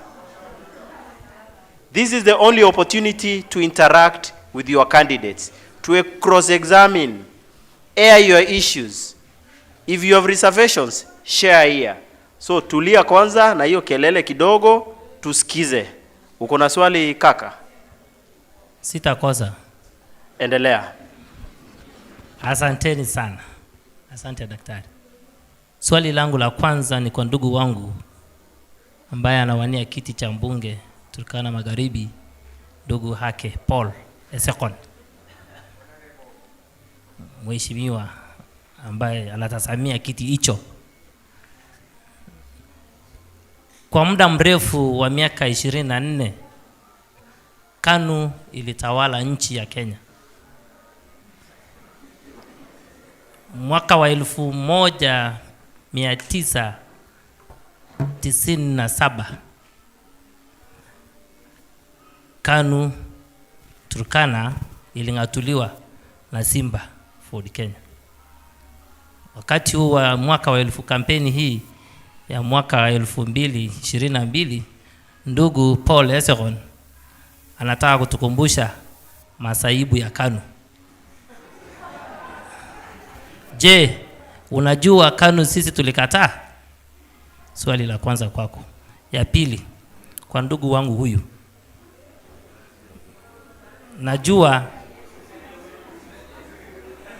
Najua tunajiita wa ndugu kama wa Kenya. Order. Kwa hivyo order. Na wakati ambapo yeye ni mbunge, nafikiri ni mbunge wa Turkana Magharibi, mimi nikiwa ndani. Wakati ambapo atanipa tikiti hicho, itakapofika tarehe 9, mimi nitakuwa mbunge na yeye bado atakuwa chini yangu. Na hiyo inakubalika kwa katiba. Hiyo inakubalika kwa katiba. Kwa hivyo nikimuita hivyo si kejeli. Order. Kapetadi yeye umesema kuna bwawa la maji ilishimbwa, kisima. Mwaka wa 2021 nilitembea kule. Toposa ambao wako kwa boda tu, wakati wote wanafahamia watu wetu. Na wakati mahali wao wanapatwa ni kungangania ituba ni jingi ni nyeduko kente ngari ni apre chingina.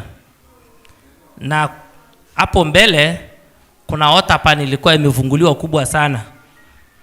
Ni nini kinafanya maji isifike kwa water pan ambayo ni kubwa, ili hali pesa ni mingi, ambayo kama yeye kweli anatasamia kusaidia watu wetu wa Turkana, watu wangepata maji kwa bwawa hilo kwa njia rahisi. Kuweka tu pipe ya 6 inch na hiyo maji napampiwa usiku na generator, mchana na solar, na wanyama wanapata hapo, wanakunywa, na hata wakati wanarediwa wataweza kunywa wakikimbia kuliko kupatwa tu wakisimama hapo.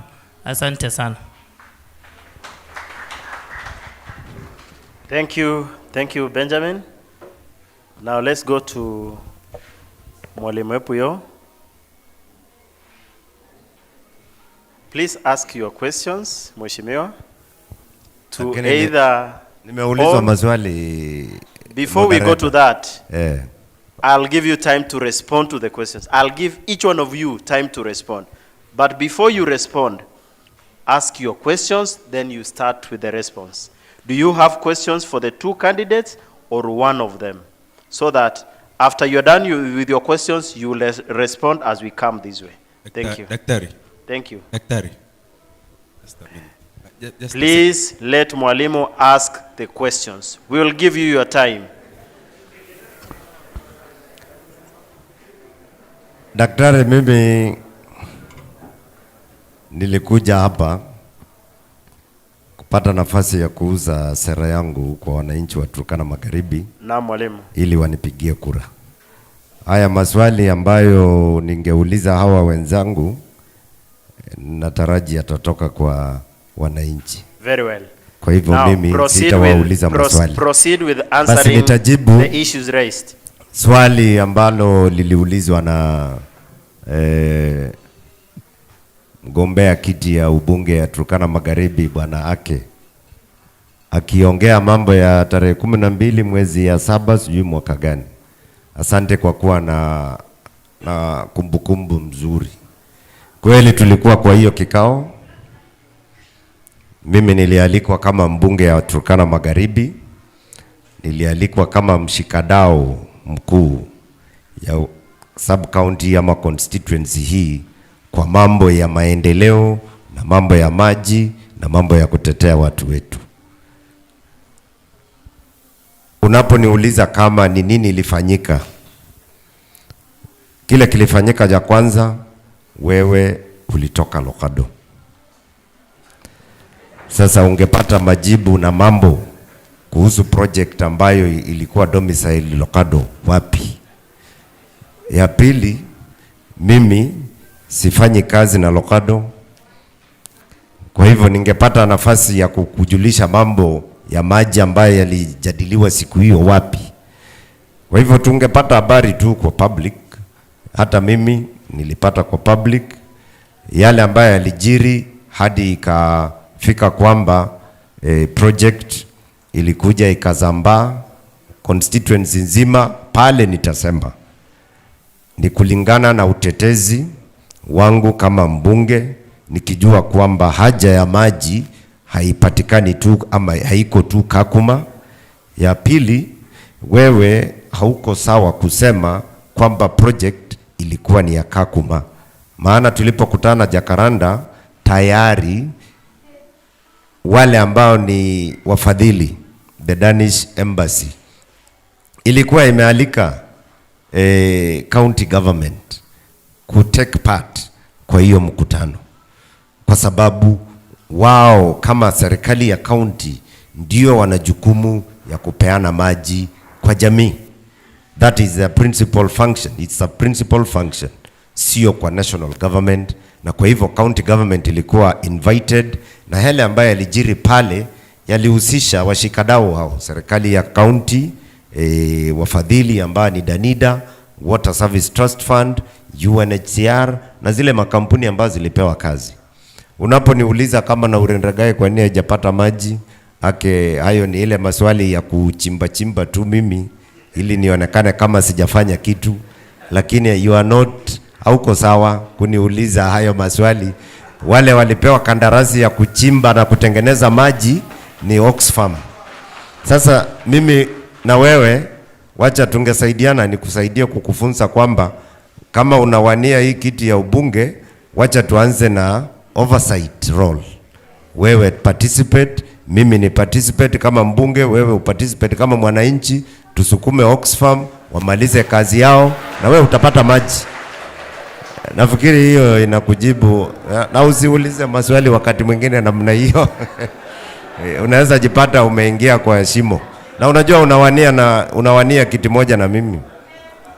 Na hii miaka 10 haijaenda bure. Nimekuwa na ujuzi kiasi. Pia ndugu yangu hapa alisema, unajua moderator, sio kama umegundua kitu inaendelea na hao wenzangu. They are really struggling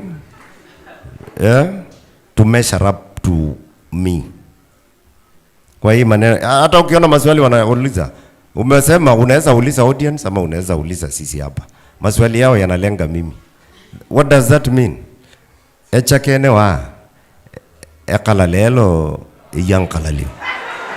Sasa chakachakatu bocha mtuwalu yenta tamarine yankalalio ngethinige. And I want to, the question that Benjamin asked me about Kapetadie. You know, I think, Benjamin, that is just overexcitement on your part. You went visiting Kapetadie just the other day.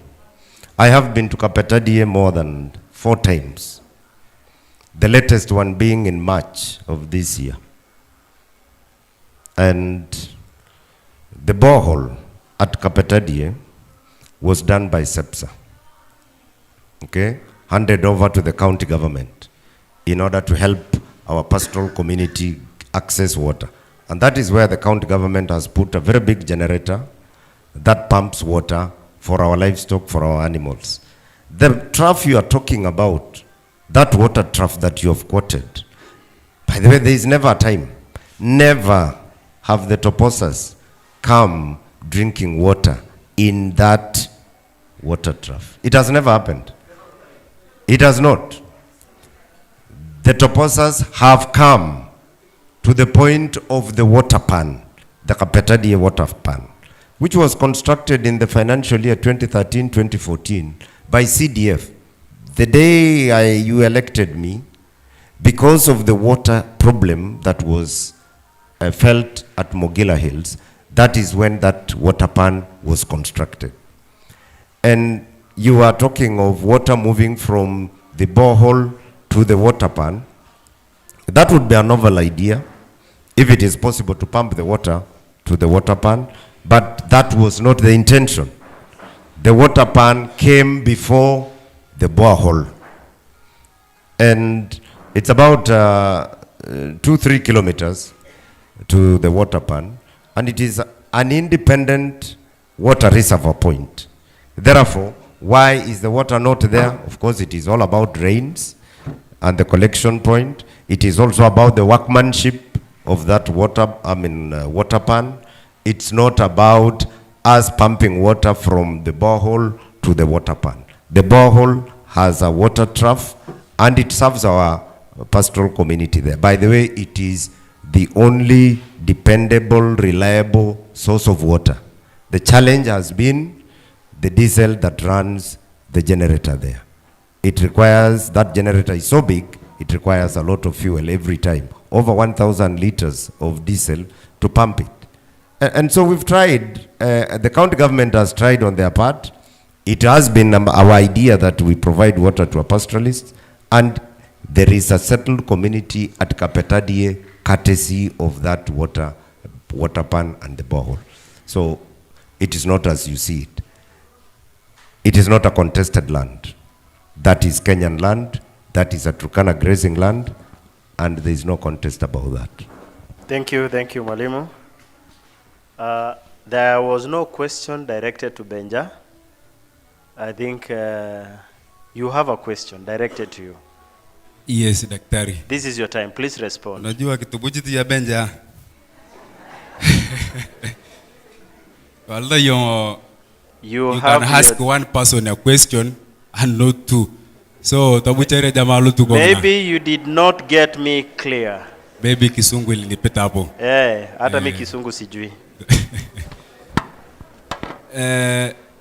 Honorable Benja ameuliza swali mzuri.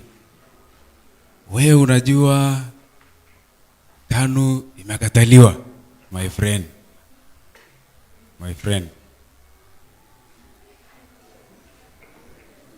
Unajua saa hizi kulingana na Azimio na Kenya Kwanza tunasema Tarameko Ralwai ni toan.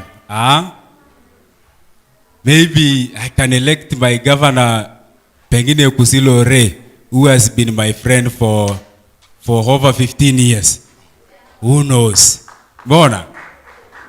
Sasa wakati yenye unasema wakati yenye unasema eti kwa nini ulienda ukachukua KANU, it's because you must have a party. Ayuko loche dana bala independence arecha mekipe. Ni tap. Ni taverbe independence. Be yoka kujibona lone. Alo pe. Koni kama ya kujilo alo chama ra yeki palo alo chekalo. I'm sorry for that if I have used bad language, but what kwanza wacheke kidogo. Now, ebi yutarame kurani tani. And we are not electing the party, we are electing the idea. We are electing the person. KANU si Mturukana. Oreje itana nyarta KANU. Maybe ni nickname, lakini ara itiani. Ara koreli, ara ngolani. So, I took KANU as a vehicle for me to reach where I was going. And I warned him. I was in Jubilee bana. Nikaambia hii jamaa asante kwa kukuja Jubilee. Mimi nimejitoa. Imegito miadage nini. Akadhani ni jokes. Akapelekwa huko. Akamaliza maneno. So my order tafadhali. My brother I might decide to elect your MCA. I might decide to go for UDA governor or Jubilee governor. Because we cannot rule about a party. We only rule about individual because it's the character of the person, not the character of the party. Sindio? Order. Then, hope you are finishing ya up. Mwisho ndiye nitaambia ndugu yangu, wacha tufanye hii maneno. Wacha na maneno ya party. We are still young and we are going on. Sisi yenye tunangangana ni hiyo kiti yenye our honorable anasema kitola la kalalio ngide chakachaka odang. So ini utu kitongi ndika to jurutadi ngakalalio. So kenye mimi naomba is that let's do campaign. Let's select leaders. Tukubali mtu vile yako Kama mimi a son of nobody, tafuta pati yake kura bana. Pole Sekon, MP. Asante. Thank you. Now we will... We are seeing Honorable Epu wants to respond on something. We're giving you a minute. What do you want to respond on? Point of order. If you allow the thinking of Mheshimiwa Ake to hold water, then you are rubbishing party democracy. It has no value. Taramantuan, and he belongs to a party. The party constitution, I am sure, will not allow that. He is propagating an idea that is alien to his party. Daktari, would you allow that to be? Mheshimiwa, each of you signed a code of conduct. Did you? A code of conduct. A code of, I did. Yes. He did. He did the same. He also did. So he is aware that there is something called, is it? At least you can correct him on the floor. Otherwise, you are allowing a wrong premise. Actually, what Ake is doing is completely rubbishing party issues. That is why I said each one of you signed a code of conduct. Those are the codes that should guide you. Yes. Everywhere. Yes. Daktari, I think I never said I signed the UDA code of conduct. I don't know why my honorable is coming to Kano, because I understand. The only thing I was answering my fellow honorable, but I understand that I respect my party because that is my vehicle to the parliament. And I believe that party is one of the strongest party in Kenya. It has ruled Kenya for 24 years. So, bibi sijui kwa nini naomba mheshimiwa. Very well, Paul. We should all be guided by the code of conduct of our parties. Yes. We have Daktari, online questions. Yes. There is an online question raised by it should be anonymous, Yeah. He or she says there is a perennial water shortage in KAKUMA. Why the refugee community, which we are hosting, have more water than the host community? Why do KAKUMA residents still get water 2 to 3 days per week only? They are supposed to have water daily. Do we have to rely on UN and its agencies for us to get water? We've had a county government since 2013. With the money directed for expansion of water resources through the water ministry, and we have CDF projects geared towards providing water, not just in KAKUMA, but also in all other wards in Turkana West. Why do we still have water shortages? What plans do the aspirants have to solve this issue? This one goes to each and every candidate here to tell us on those questions raised by one of the Turkana West voter. That, why do host community have less water and the refugees that we are hosting are having more water than us?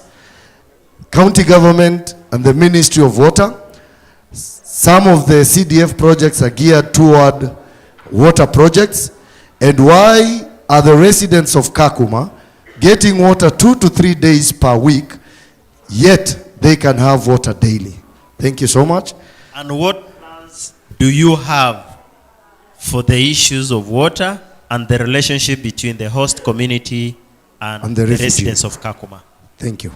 When you have your time to respond to those questions, you will respond adequately. Now we are crossing to the plenary.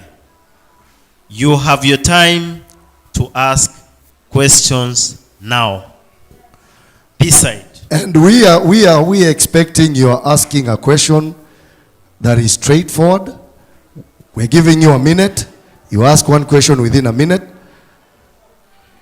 Please focus on the functions of the MP. Functions that are devolved to the county government. Functions devolved to the county government should wait for the governor's debate. Uliza swali yenye inahusiana na MPs. Nimeona mkono mahali. 1, njoo mbele. 2, that side. Kuja, nimeona mkono huko mwisho. 2, kuja mbele. 3, 4, 5. I'm only seeing men. I'm not seeing women. Mkono nimeona huku, njoo mbele.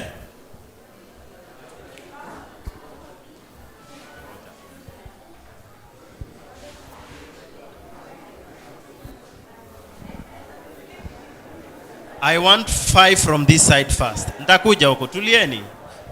As we are bringing your Dr. Dogiron, as we are bringing the questionnaires, the people who are going to ask questions, we would like to take this opportunity to wish Honorable Epuyo a happiest birthday.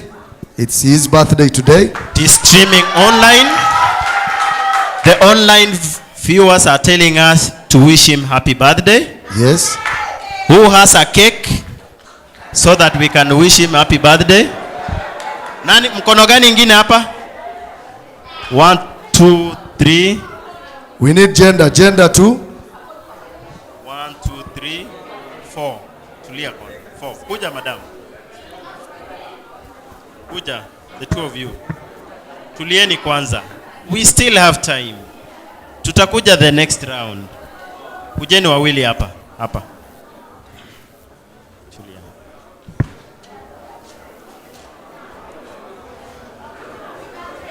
We will. Order, please. Order, please. Order. We will take the first 5 questions. Watasimama wapi? Tuendelee. 1 minute. Angalia kamera tafadhali. Uliza swali yako, a specific question or a general question. 1 minute per question. 1 minute.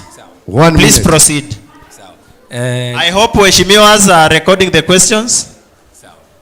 Good evening, everyone. You can use your phone to capture the questions.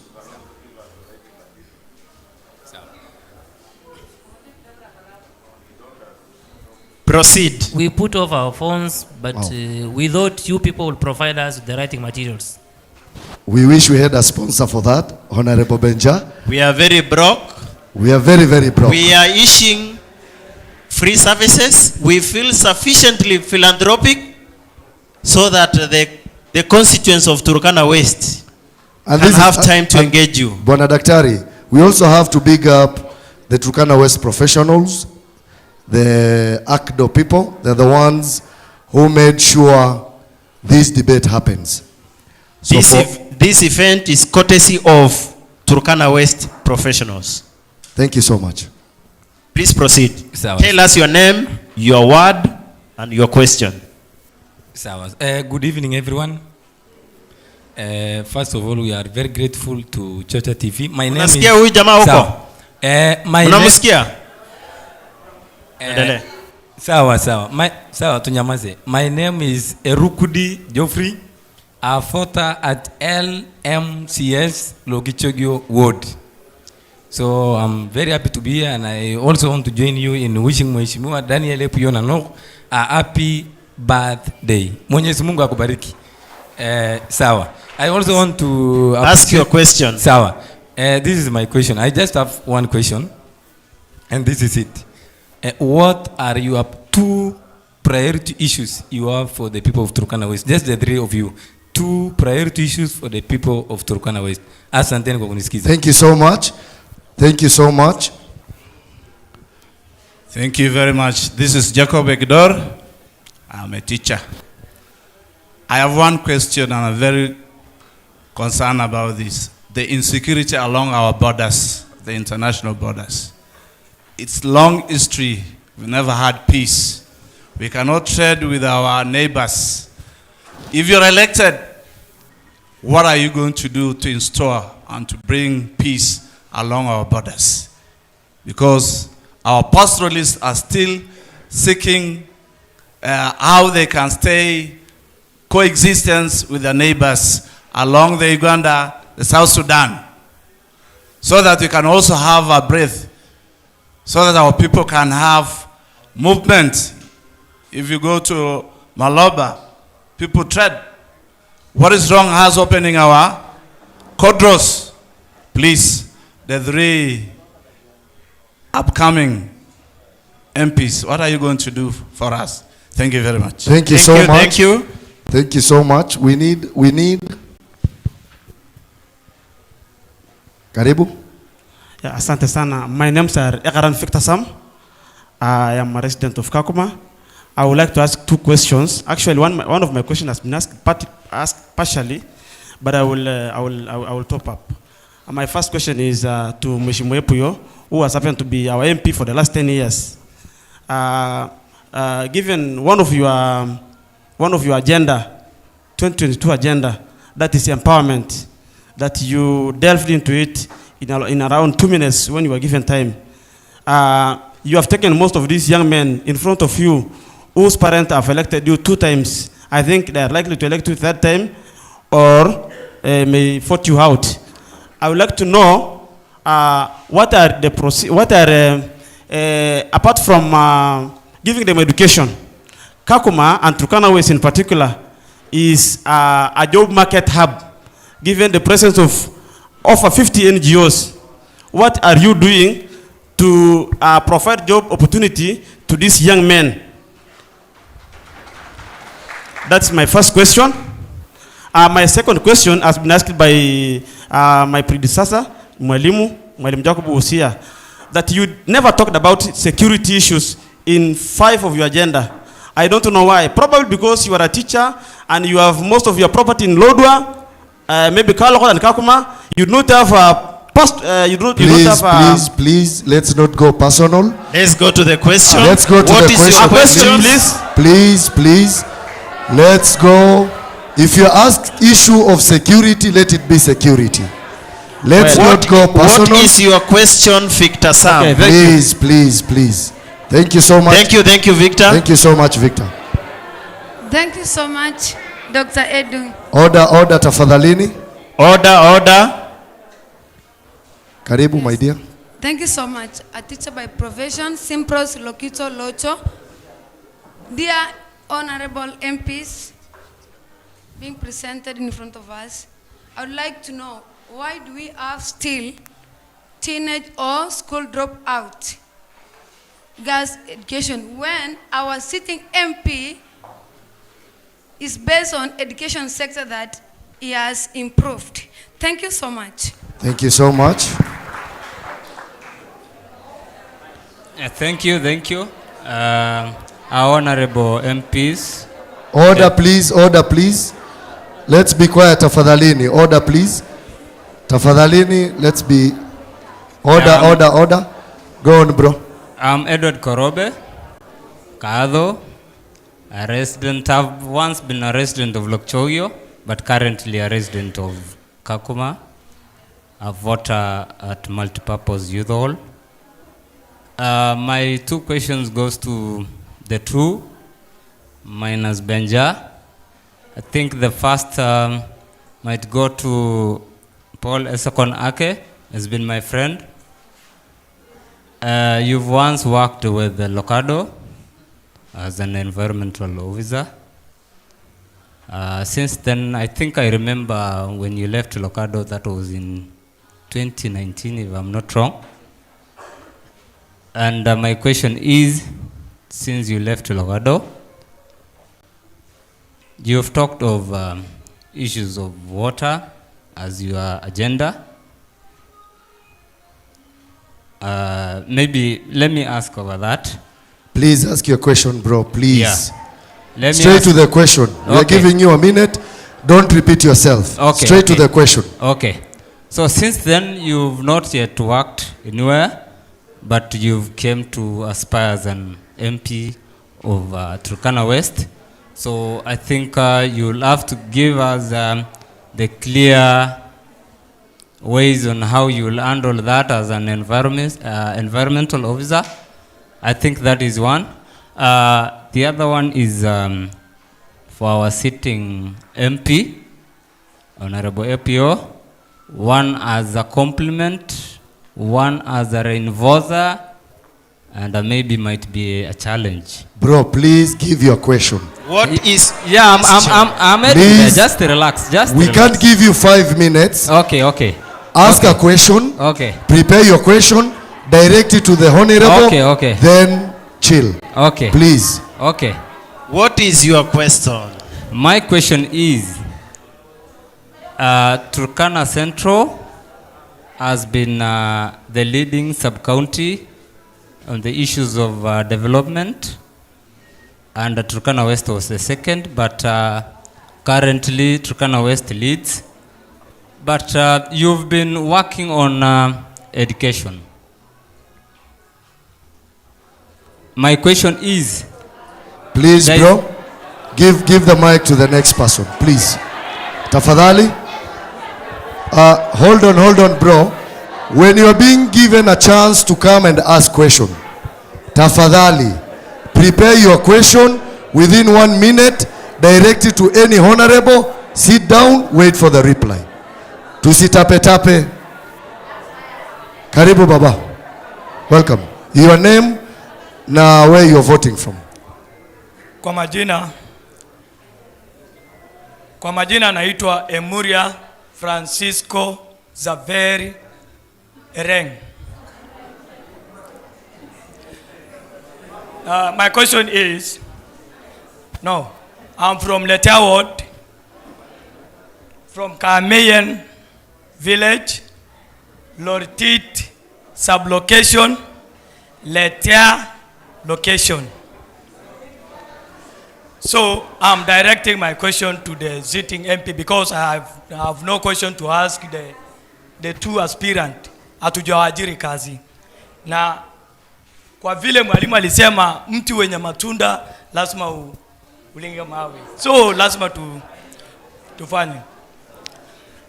So I thank mwalimu, first of all, I thank mwalimu for the security. My question is on security. Yes. What is your question? Yes.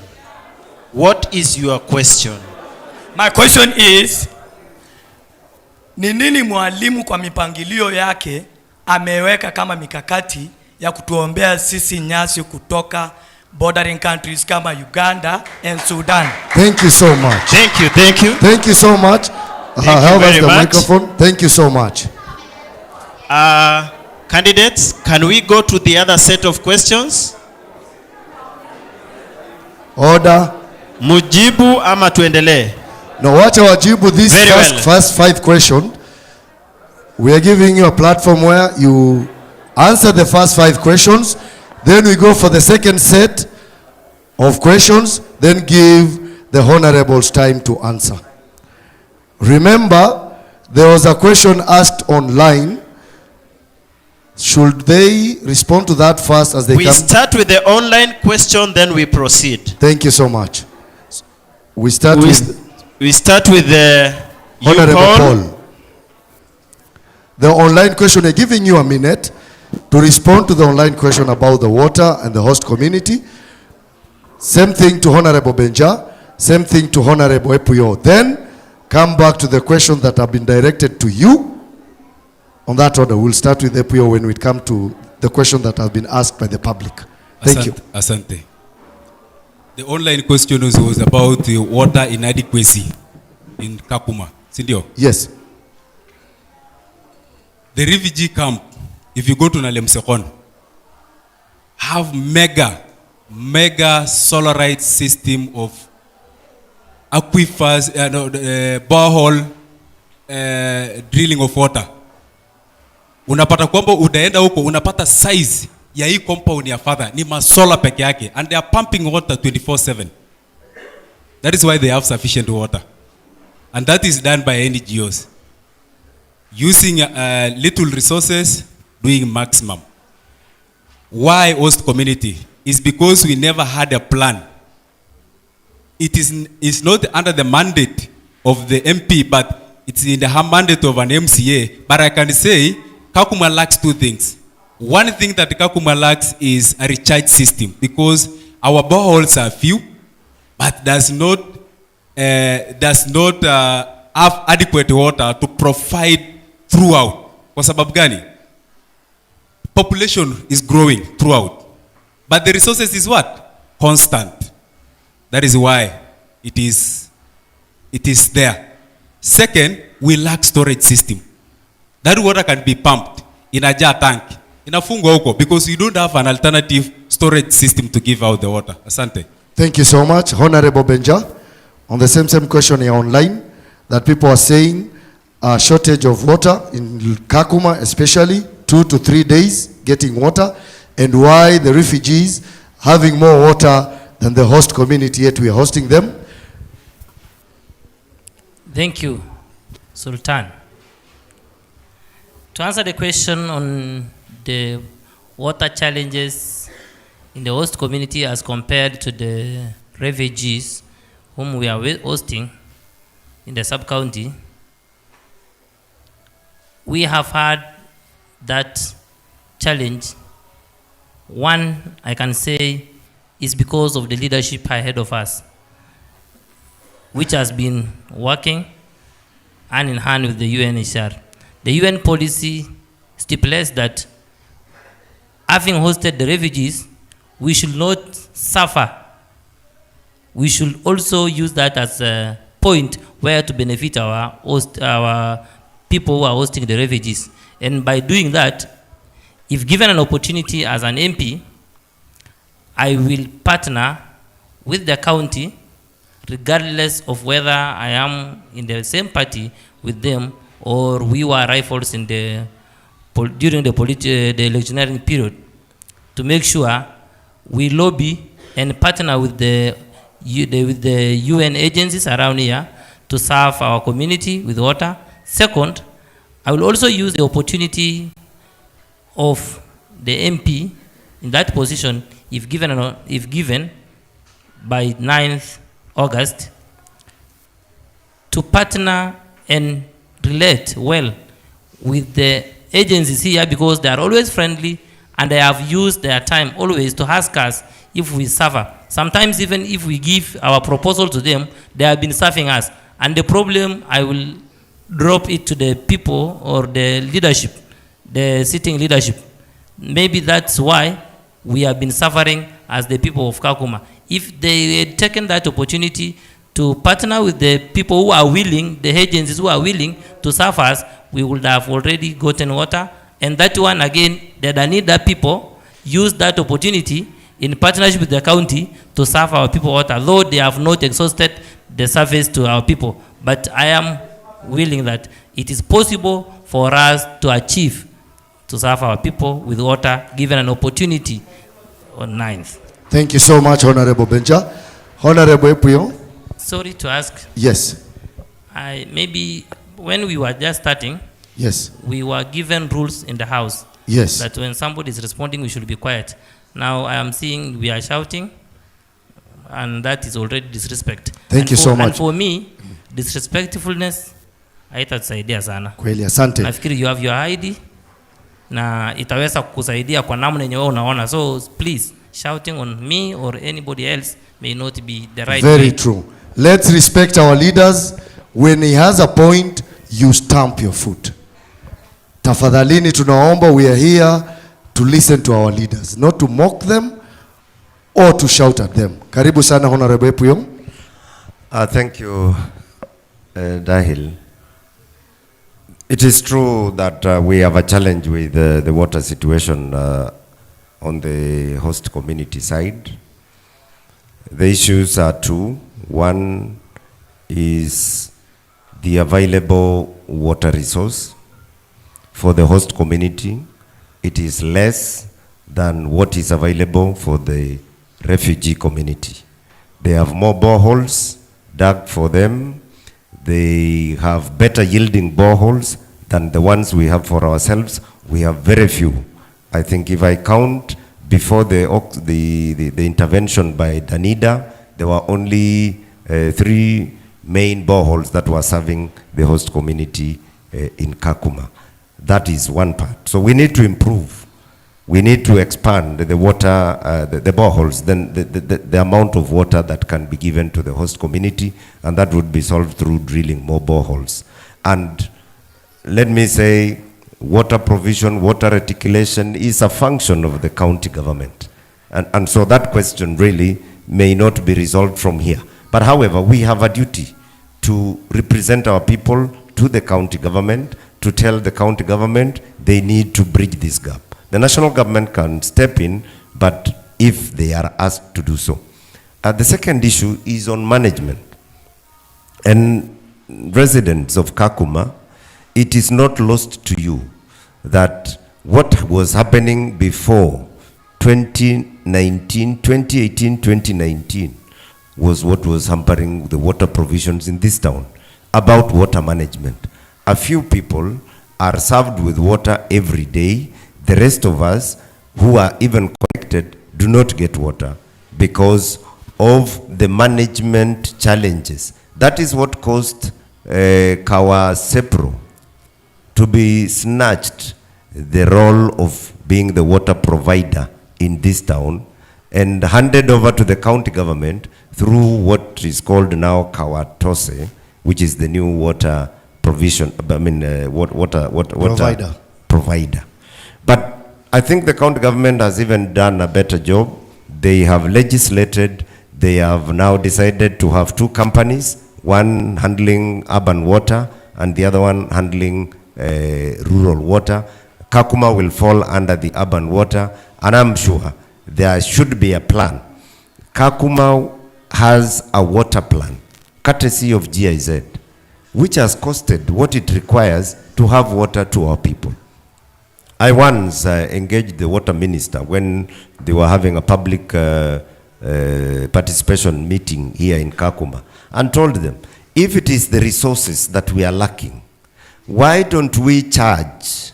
Why doesn't the county government take over the water provision function effectively to both the refugees and the host community and charge for providing that service so that they have enough resources to provide water to the host community? That idea, I think, has not been explored. But the partners that my colleagues are talking about, it is as if nothing is happening. We're already partnering. And we have been assisted by partners. Water Service Trust Fund is a government institution partnering with the county government, partnering with Oxfam to improve the water provision in KAKUMA. There are others who are partnering in Lokchogyo, in Songot Ward. So there is already something going on in terms of water provision. That question is valid, but we can do better. Thank and you I'm so sure much. through talking, through negotiation, we will provide the water. Thank you so much. Honorable Puyo, we are now responding to the question asked by the public. The ones that were directed to you, you will go ahead, answer them as we come towards Honorable Paul. Thank you. Thank you. Jeff asked us a general question, which are the 2 priority issues for me in Turkana West. I still believe education is still a priority, particularly so education at the tertiary level, and particularly pursuing courses that are, what can I say, those zile ambazo zinaonekana mzuri, the doctors, the lawyers, the architects, and people who can actually pursue this education in colleges which can give them better openings, better opportunities going forward. So we're pursuing scholarships, not only here. In fact, I'm saying, given this coming opportunity, we will pursue the possibility of having our learners, particularly those going to university, pursue their studies abroad. Why not go to Massachusetts University? Why not go to the UK? Yeah? And pursue those lucrative university courses, and even get employed, internationally, and send us dollars and send us sterling pounds when you get those jobs. So that is still a priority for me.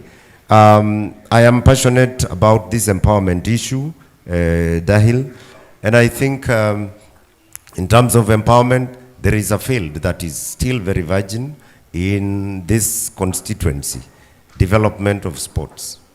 We have very good, talented sportsmen, sportswomen. The challenge is tapping those talents. It is so muddled. You can't know who is doing what in the sports field in this county, in this sub-county. If it can be put in such a way that we can develop teams and players who can actually pursue their playing outside this county, I think we will be creating a big market for our young people, without forgetting that the issue of water is still a major one. And I think I have plans. I do not want to leak them here now because I'm not yet there. And these guys are very good at coping, so I don't want to talk about them. So thank you, Jeff. Please, Jacob, order. Mwalimu Jacob, you are very right. We need peace. We need good security along our borders. The government, through my representative role, we've tried to push government to be able to establish KDF bases in our sub-county. We have 3 proposed bases, one in Napakin, one in Namadi, that is Loreng, another one in Lokichogyo. Actually, Lokichogyo base is already there. We are supposed to have a police training institution at Loreng, which will be training police for Turkana County and Kenya generally, and that would go a long way to serve our people in terms of security. We have model ideas about NPR and the way they can help us and the way they can secure our borders while they are grazing their animals. These are plans that are real, they are ongoing, they only need to be improved. I hope that the county government that will come in is going to actually pursue peace building and conflict resolution as a major function for them, and allow the peace actors to actually help us. You know, before county governments came, Locado, which was our mainstay organization on peace building and conflict resolution, Lopeo, were very active. And we were having peace with our brothers in Karamojong. But since this competition of who is doing what, who is running with, who is talking to who, came up, we have actually compromised on our security along the borders. So we need to pursue peace building. And that is about negotiation. That is about good neighborliness. That is about improving trade between ourselves and our colleagues. And I am sure with those kind of plans put in place, security, Jacob, can be addressed. And we surely need to address insecurity along our borders. And of course, if peace building becomes a problem, of course, security must then be improved. And that is why we need the Kenya Defense Forces to do their job. As it is now, I think they are still not serving us. Even those who are there are not actually responding to raids that are coming into our country, and yet these are aggressors that come from outside Kenya. It is the job of KDF to respond to that kind of incursion. I think I will still raise my voice given the opportunity. I've done that before, and I think I am equal to that task. Jacob, we can do that. Victor Sam, on the question of empowerment of youth, that is an issue. In Turkana West, Let me challenge my colleague, my viewers here. You know what? You guys who have stuck into this question of youth and empowerment, I want to throw the ball back to you. You have decided to stick in some corner. You guys do not want empowerment. What you are pursuing is a different goal. If we need to empower our youth, first and foremost, let's be realistic. I give you training. I support you to get education. I do not employ. So this idea that the MP is going to employ me after I have finished my university training, my college training, is a fallacy. But you know what? Just because we are afraid that we are going to lose votes, we will not tell you that. Nobody, no one creates a job. If you want to create a job, become an entrepreneur. Yeah? Run a business. Employ those 10 other young men. Yeah? Seek jobs. What we need in Turkana West is a competitive team of young people who are ready to work and begin from the lowest job opportunity that is available. Okay? You can never start from the highest. You have inexperience. These organizations, when they employ, they will tell you 10 years experience, 5 years experience. You have just come from college. What kind of experience will you give? Yeah? But we need a conversation on that. Dahil, yes. I know it's not easy, but the person who asked the question is an interested party. Look at what he's wearing already. Okay? And you can know where they have cast their lot. But I hope I can convince you, Victor. We've talked before.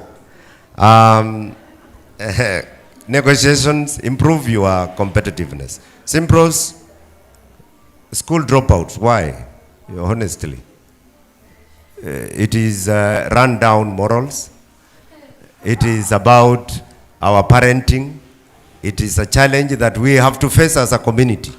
It is about the exposure of our children. Okay? It is about the idleness. You can imagine what happened during the corona period. The number of pregnancies that were recorded in Turkana West were the highest. Over 1,000 girls got pregnant within the period of the corona time. It's about our parenting. What are we doing to tell our children, our girls, to educate our boys that the girl next to you is not a wife? Yeah? The boy next to you is not your husband. Yeah? These are the issues that we need to confront as a community, as a society. Issues of dropout, there is a window already. The Ministry of Education has given the girl child an opportunity to go back to school even after getting pregnant. Please don't give up. If by chance you got into the parent way, finish up with that, go back to school. And you can make life. By the way, yule ambaye amepitia hiyo mchujo na anarudi shule, mara mingi hawa wasichana wanafanya vizuri sana. Kwa hivyo mko na nafasi ya kurudi shule. Na dropout is not a shame. Inafanyika, it is in the community. We have to live. Your Honorable, we are giving you a minute and a half to Thank you. wind up your all the answers. questions seem to have been directed at me, Dahil. So, Emuria Francis. Kuomba nyasi across ni mambo ya mjadala, ni mambo ya kuongea. Na mimi ninajua wewe, nashukuru. Sisi wananchi wa Turkana West, sisi tulichangia, lakini pia wenzetu wa Loima walichangia kwa hii amani ambayo ilivunjika kati yetu na watu wenzetu wa Karamojong. Kwa sababu sisi tulianza, tunakaa juu pale Loyoro, tuko na Kalapata, tuko Komion, na sisi tunaanza kuiba ng'ombe ya wenzetu pale, inaanza kuwa tit for tat. Hayo ndio maneno ambayo yamekuwa challenge. Lakini tukiongea, tunapofanya amani na wenzetu au majie au madodoth, tutapata nyasi. Even as we speak, there is conflict going on, but our people are talking. And when they go there and they send the peace elders before them, they are given grazing rights. They can be allowed to be in some corner. And UPDF has been very, very accommodative. Although sometimes kuna wale bad elements ambao wana take advantage ya sisi na Your Honorable, please wind up. Kwa hivyo nimemaliza, nimesema hiyo ni kupitia kwa mjadala. Tutaendelea kuomba nyasi na kuomba maji. Thank you so much, Honorable Epio. Honorable Benja, please respond to the question that you are asked by the public, if there is any. Thank you very much once more, Onyangalima Sultan.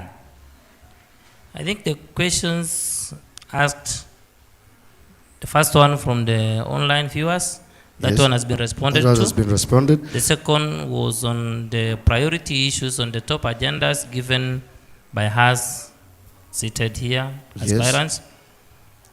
My priority will be on the quality education, just as was said by the sitting MP, that education is the equalizer between the poor, their haves and don't haves. And this, on me, to me, looks even a better way of bringing our people to be empowered. I will improve education by far, having been in education even without that role bestowed to me. I served in Our Ladies, I served in Porton Primary, KAKUMA Mixed, free of charge, and I saw it was achievable and possible for our people to be empowered through education. And those whom we taught that time, I saw they are really doing better. And this, I will also make sure in the teaching fraternity, I will have time to engage the stakeholders in the education sector to make sure the productivity in our schools and in the education sector is the one that accommodates our youth in the sub-county. On employment, following the education and the production in education, where we'll be getting students to university and the colleges, that will mean employment. We will also provide, in order to empower our people, we will provide a level ground for all of our people to compete fairly.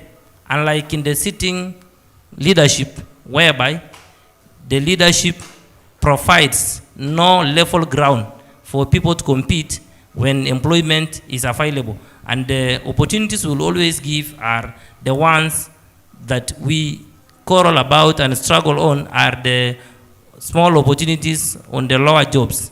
This, to me, will be a way by giving these people opportunities which are equal.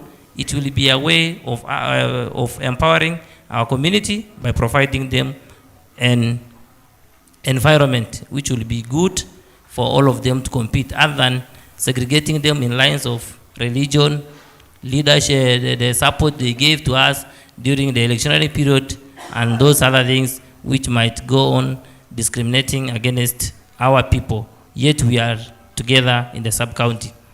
I will also prioritize the issue of water, though it is known and clear that the water issue is devolved.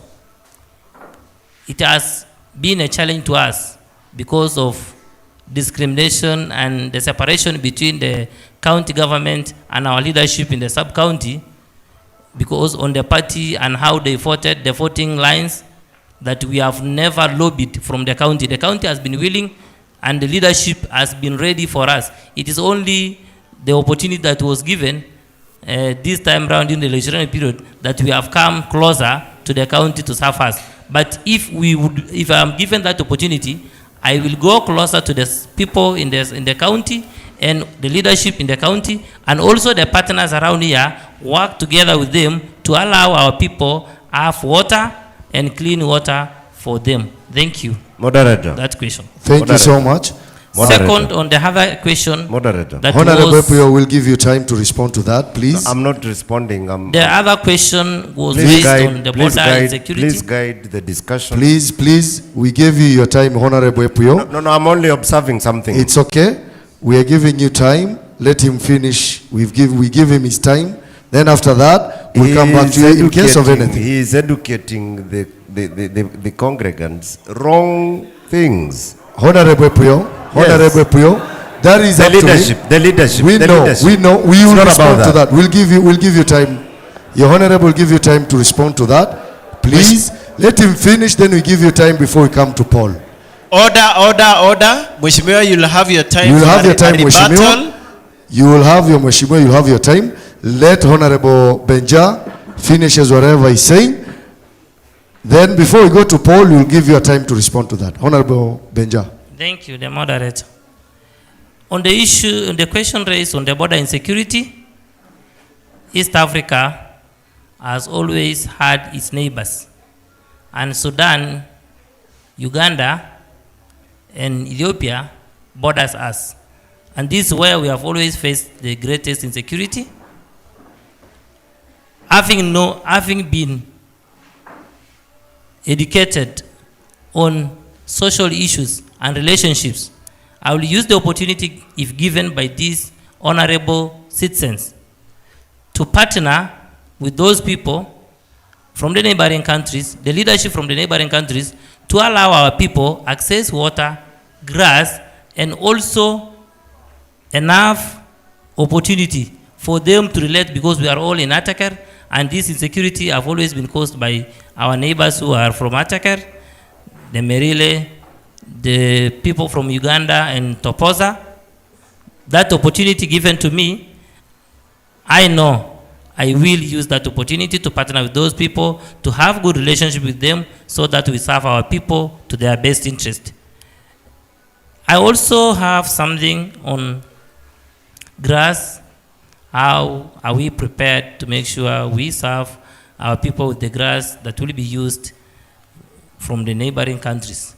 This is also possible if we will be having good relationships with our partners. And this is achievable, it is possible, because it has always happened, only that, as said by the member of parliament who is sitting, that it has always been there, but it crops at some times. So we will make sure we maintain the cropping problem and also contain it, so that we do not suffer it more, but have it as a friendly thing to work our people get their resources. Thank you. Thank you so much. Honorable Puyo, we are giving you 2 minutes to respond. Then we come to Honorable Paul. Thank you, Dail. It's not really a question. Before you respond, Honorable Epuyo, we understand that Honorable Benjamin was responding to your reactions, which was not appropriate. Please respond to questions from the audience, not the answers from your fellow honorables. And thank you, moderator, because that is basically what I thought needs to happen. Much obliged. Thank you. So you can proceed. You can proceed, Paul. Okay. Asante.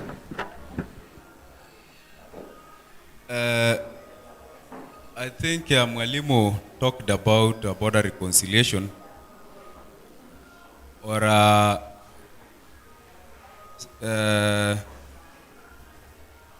peace building and border reconciliation. I think we had the organizations that were really implementing the activities using the kraals that are across the border. That is why we achieved a little peace that we had in the past. Kwa sababu ukiambiwa history hapa, unapata hapa Kabogoriti kwa la remereng baresite ni walikuwa wanakujanga pa Kabogoriti wanabeba wanaenda. So I think Lokado did a lot, and kindly. Order. I think Lokado did a lot, and given the opportunity, this kind of initiative should be a coordination between the government and implementing NGO. Then we can also ask the UNHCR if I was to be there, or if I will be there, that what is the footprint of the refugee? Now, because you understand that asylum seeking refugee are moving out of war, what do you think is the mitigation measure as a government then the UNHCR or other organization that tend to be on that line should help us in that. That is, when I will be there, I will work hand in hand with them, with the other implementing local organization who are already working on that line. Somebody was asking that I resigned in 2019. I did not resign in 2019, maybe for my brother. The information is I resigned on June of 2020 during the corona period. Maybe I got work fatigue. Order. Then, he talked about how can we, or how can you, when you get there, help us on environment. Kwa sababu ya madhenge. A good question. I talked earlier about enrichment planting. Enrichment planting ni ile mnaingia tu msitu na kuanza kupanda nini? Miti na other crops ambaye ziko drought resistant. Yani yenye itaweza kaa kwa jua na zikuse siende juu bila maji. For sustainability of that environment. Nitaweza kuambia ndugu yangu pia, I have a plan of doing what we call pasture reseeding. Pasture reseeding will help us to slow down the movement of what? Runoff water. Ndio miti siendelee kukunywa kwa sababu itachukua muda mrefu hiyo maji kukimbia chini ya miti. Na miti sitaendelea kuwa nini? Kukuwa na huge saturation na miti siendelee kuenda juu. We need also, I will do the rehabilitation of Taraj riverines. Kwa sababu Taraj iko invested. I can say the term invested kwa sababu hiyo miti haijapandwa, imeletwa na maji, fumbi, mafi ya mbuzi, all that. We can select places that are much important or of immediate benefit. Kama aquifers, mahali maji yenye tunatoa ya kukunywa sitakuwa ama ziko. Tunatoa alafu tunaweka kitu naitwa nini? Native trees. Yenye nilikuwa naongea kuhusu acacia variety. Yenye nilikuwa naongea kuhusu reficience, sijui nilotica, sijui Senegal, sijui mellifera, ngirega, ngitira, berengulu. Because they are what? They can control the prosopis. Somebody talks about the first three priority. First three priority in my activities to be done. I can also say an agenda or a manifesto. The first one is food security. My friend, iko kundi kuna jama kora. I have experience of that because some of us underwent this. Ilikuwa unaenda shule, unaweka vitabu ndani ya mchanga, unaenda unabeba jerrycan ya Ethiopia, unapewa njera. Ukule upate wengine za zile saa 4 uingie darasa. Na maisha yanaendelea. Is that what we want to repeat years and years? We need food security. We need those children to feed. We need our mothers to feed. The reason why even elections, during election, it becomes expensive for a youth kusimama is because people are demanding cash. Reason, they're hungry. They don't have any other reason. So we need to develop our food systems using the coordination and creation of synergies with other organizations, the county government, national government. Let's all pull the whole resources in one basket and then start doing the activities.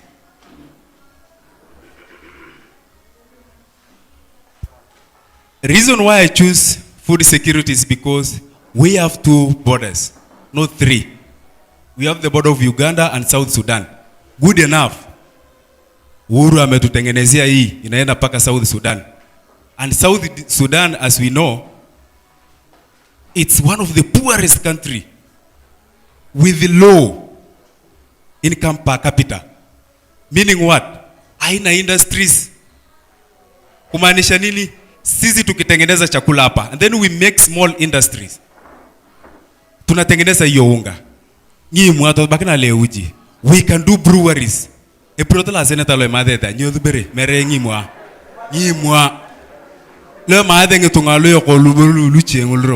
Honorable Ake, we are giving you 1 minute and a half, please. Kindly. Order plenary, order. So, we can make small industries. Even a house like this one can make an industry, can make a factory. We can provide employment. We can provide that food security. A lot can be done. And that's what we call economic stimulus. Ya pili is education and professional development. I'm looking in terms of libraries. We don't have even one in Turkana West, the entire Turkana West. Hakuna hata moja. We must have libraries in every ward. We are complaining about our children failing. What are the solutions? Let's provide the libraries. Let's provide those ile maneno nilikuwa nafanyanga na wewe kusi ya kuenda kuongelesha kwa mashule. Waende wapi? Waende wasome vizuri ndio waende mbele. We can provide hiyo maneno ya research systems. We can have an institution ambayo itakuwa supported na NGOs, county government na ofisi ya mjumbe, so that we can have solution of salinity of water, salinity of soil, drought resistant crops that can be good here, fruit trees ambaye zitaweza chukua hata miaka 2 ndio tukule, those kind of things. Ya mwisho, in the order of priority is livestock health na hiyo border reconciliation. Lakini wacha niongelee livestock health kwa sababu nilishaongea. Livestock health nimeshaongea maneno ya artificial insemination. Nimeshaongea maneno ya central vaccine center for our livestock. Not forgetting, as one of the honorable has mentioned, that we are among, I think even we are the second. Sisi ndio tunachinja mbuzi mingi after Nairobi.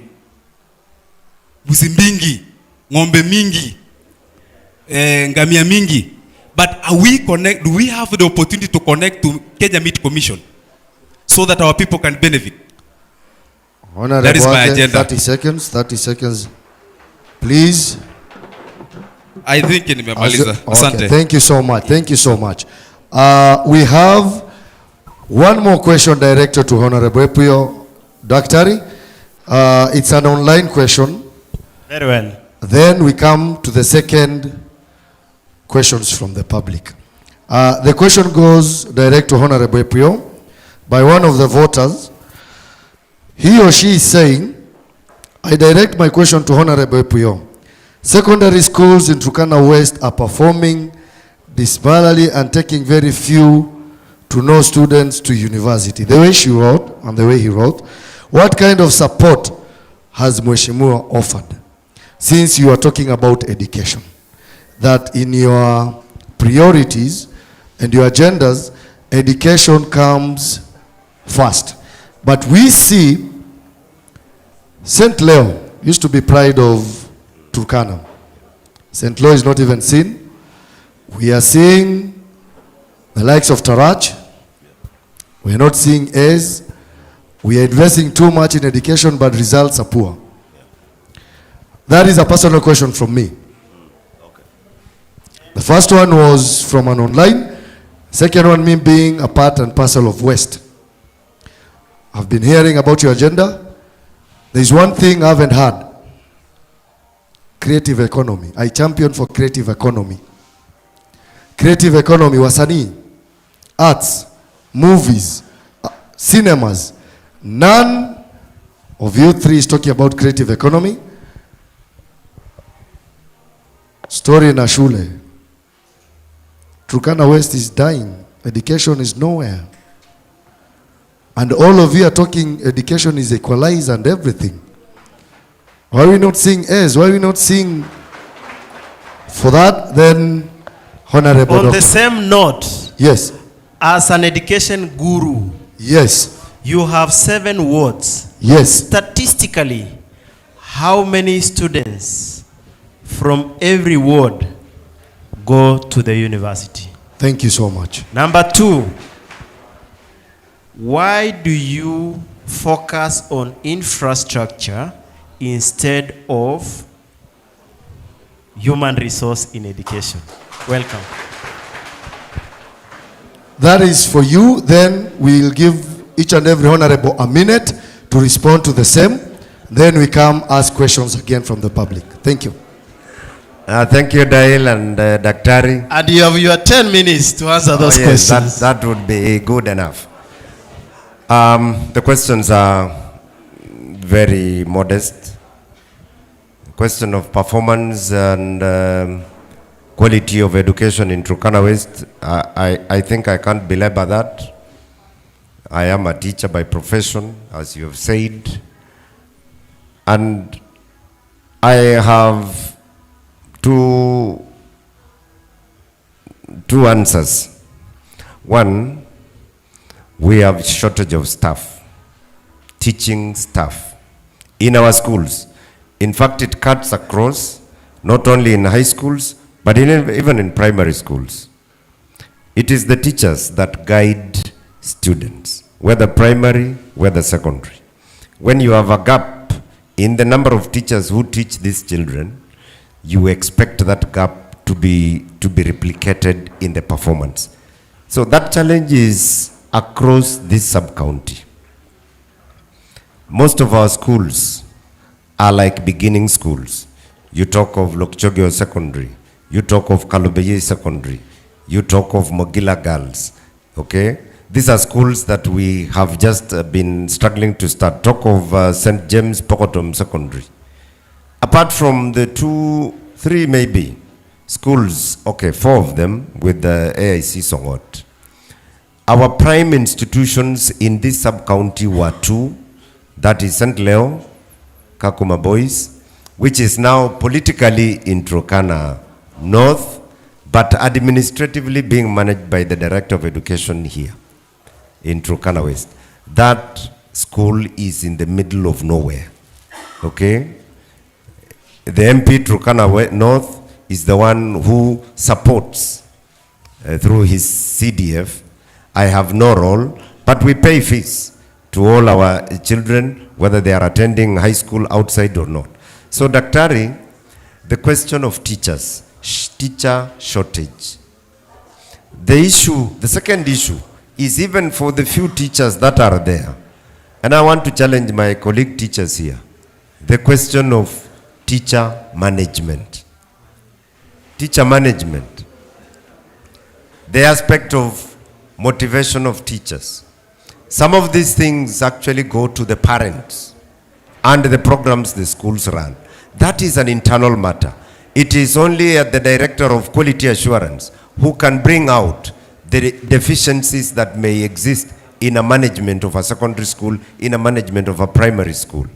And those are internal educational questions, which the Member of Parliament is not a party to. Where I come in is on that infrastructure, on the question of the facilitative facilities, school bus, okay, scholarship. These are the struggles we try to mitigate. But when it comes to the actual teaching and the learning process, that is a product of the teachers, that is a product of the willing learners. Our learners are not easy to handle. Then our teachers are not, I think there is a mismatch there.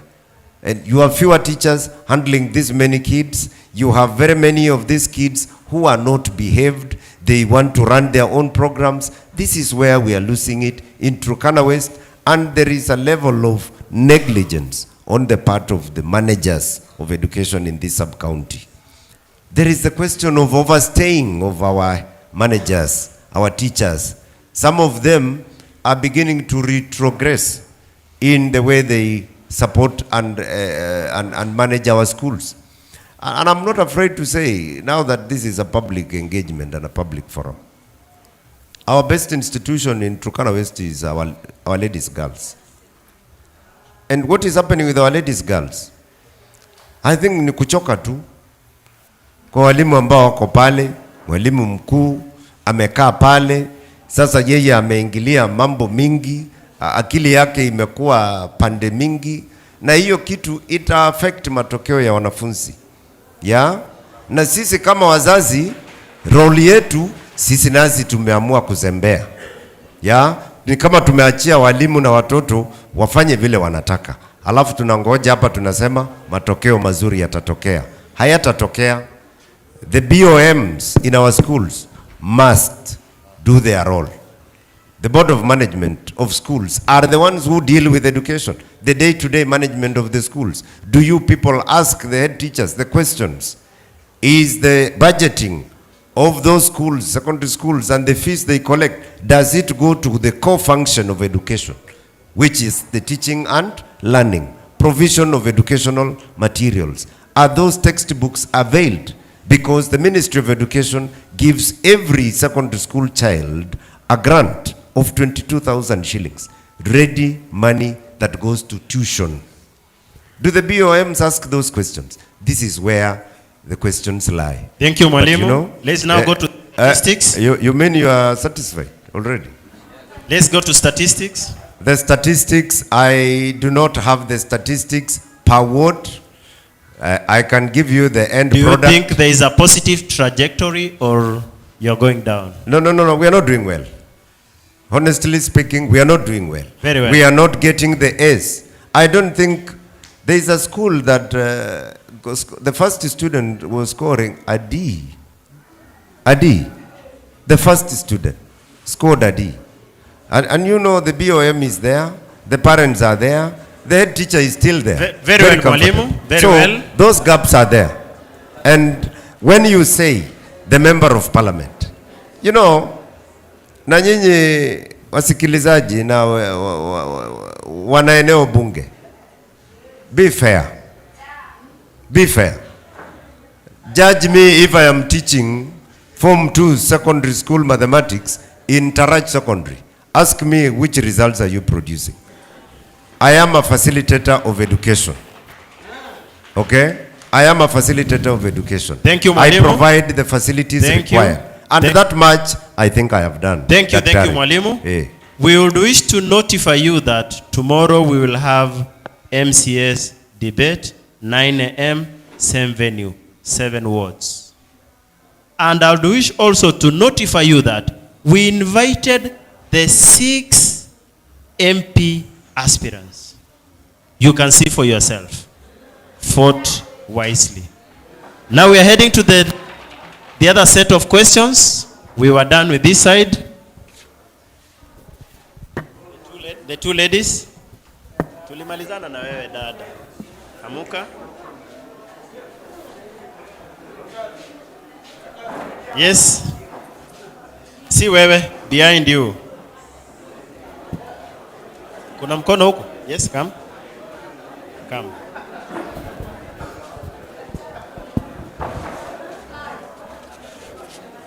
Be brief. Brief. Kuja hapa.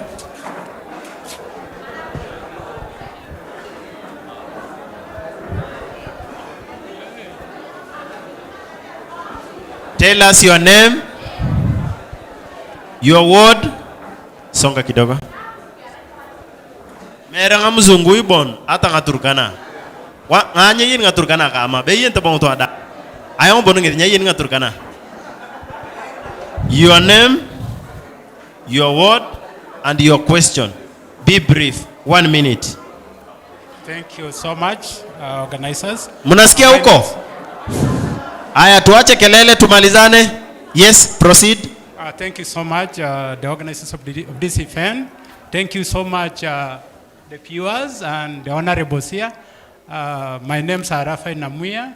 I am a resident of KAKUMA and residing at Nadapal. And yeah. Your question, you are directing to who? My question is directed to the sitting MP. My question is directed to the sitting MP. As the sitting MP for the last 10 years, I don't know if you've ever thought. What is your question? What is your question? The question is, okay, I'm driving the question.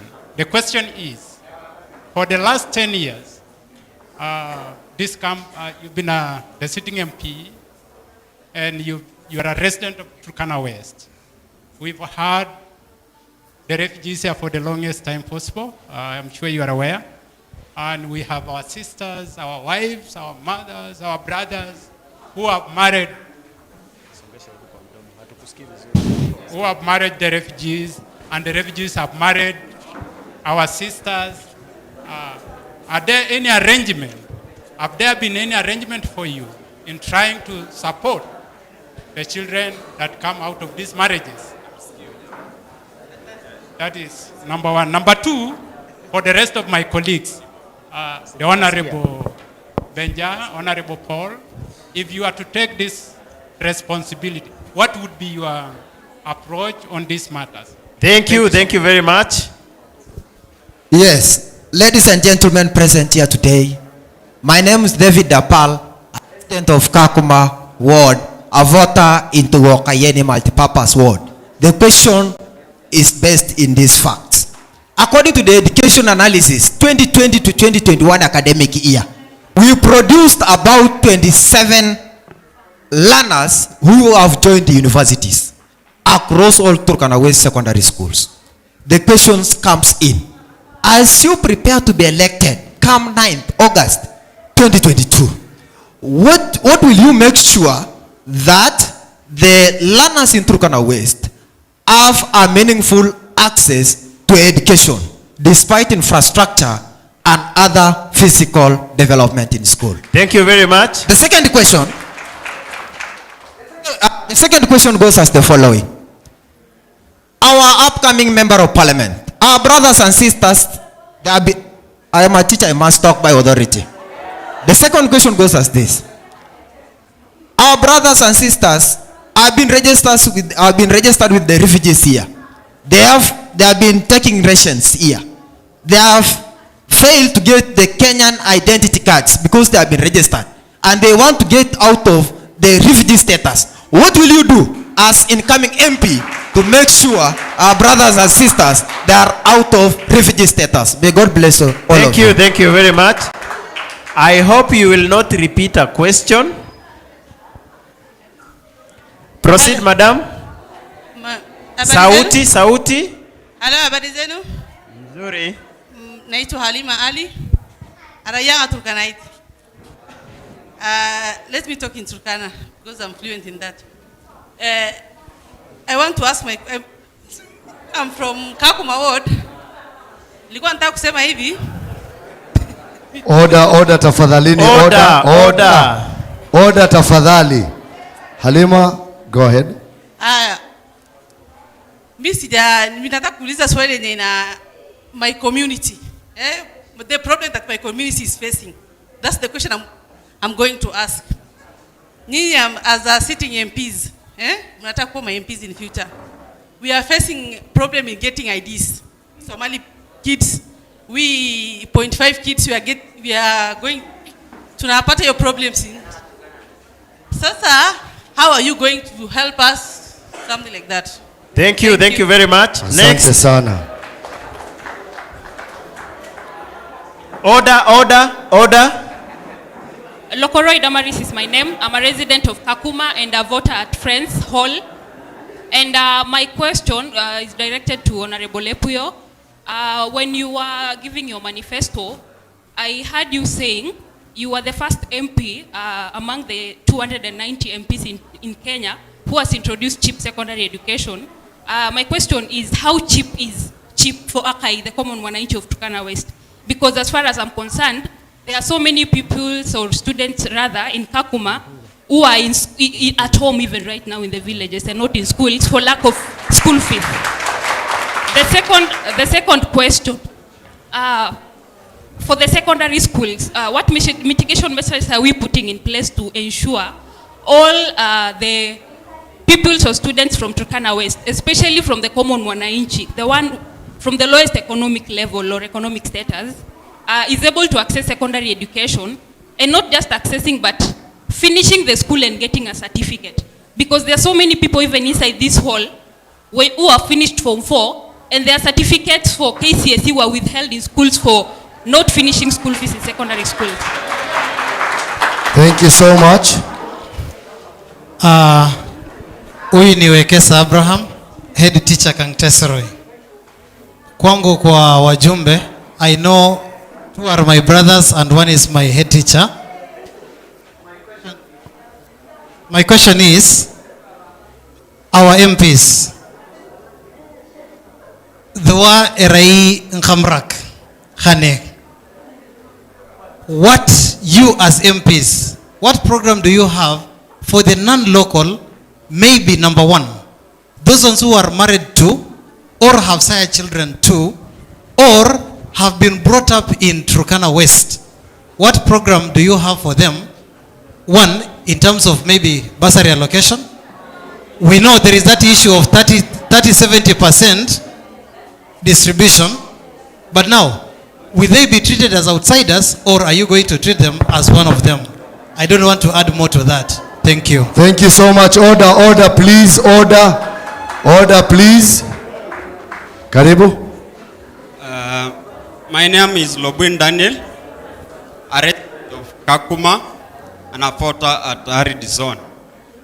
I am a concerned teacher because if you see how our sitting MP explains issues on education, yani unakasirika. Kwa sababu gani? When you empower someone through education, you also need to create a favorable job market environment. I am a graduate of 2016 from my university, an employed teacher. I have served in Our Ladies for 5 years on board. Unfortunately, up to now, I'm unemployed. Why? Because TSC has an unfriendly mark sheet that does not allow new graduates, the Turkana graduate, to access these job opportunities. When you hear our MP talking of understaffing in our schools, then you see someone who does not live in our society.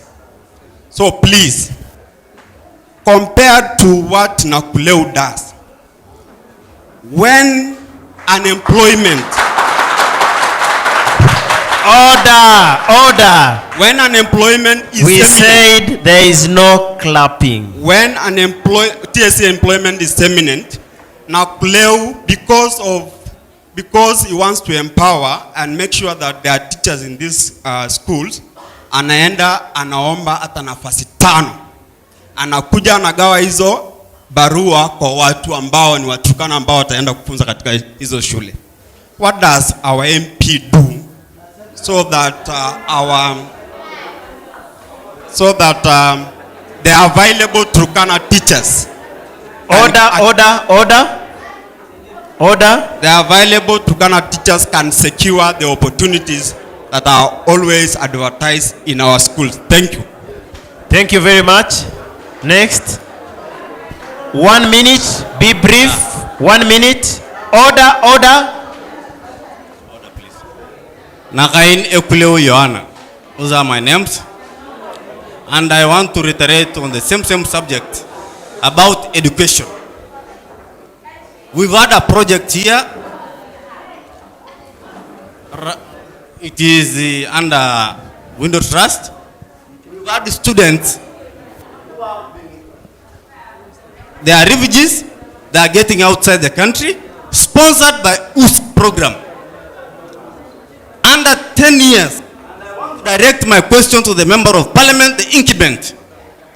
Under your tenure, how many students, especially from the host community, have been sponsored under USP program to go and study medicine or to go engineering or to go any matter? I would want to hear from the Member of Parliament, because what we hear from the people who are working even in USP program under WTK, it is that these sponsorship scholarship programs, they are being bought by people from outside. We would want to hear how many Turkana children, especially from Turkana West, now that this organization is residing in Turkana West, how many students, those who have completed bachelor in education, those who have degrees, how many of them have been sponsored to go and pursue a master's degree outside the country. Thank you very much. We've heard of Talo, and Talo, some of those who have gained from Talo, they are here today. The likes of Kevin Ekal, were it not for Talo to take him to England, Birmingham University. Order. How many of those students sponsored by USC program have gone outside the country and they have come back and they are giving active results? Order. How many of them? Thank you. Tell us.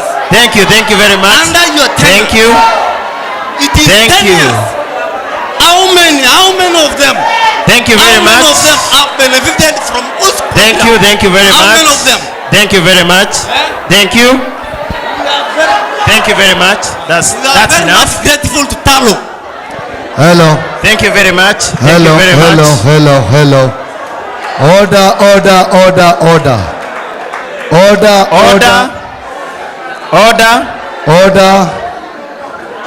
Order, tafadhali, order.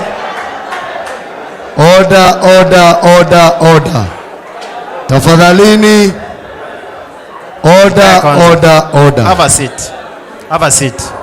Order. Tulisema hapa we are coming to ask questions concern society agenda, not personal questions.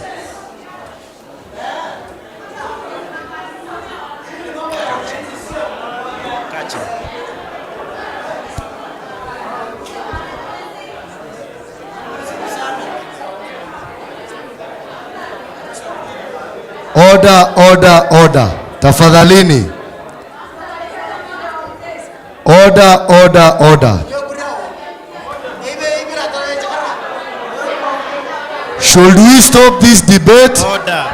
Twende ama tuache mkuongea?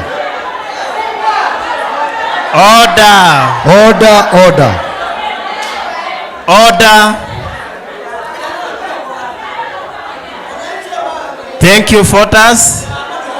We appreciate your concerns. We have 3 people to go to answer the questions. Please turn down.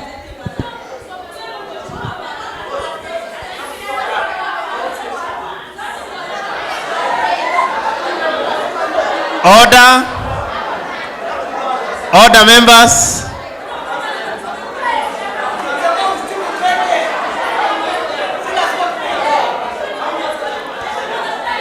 Order, members. Si mnataka nafasi ya kuuliza maswali? Simtulie. Kuna candidate ametoka, si bado amekaa? Mtulie. We are going to another round of questions.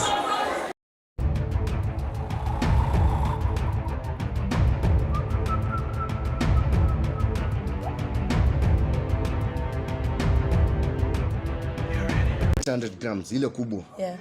Unauza? Yeah. No. Watu wananunua? Yes. Ni hebu nipe.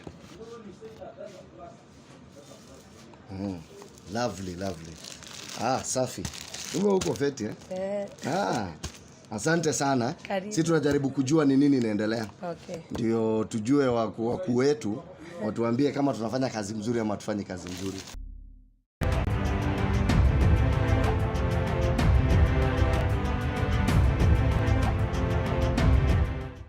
Turkana University was established in 2017.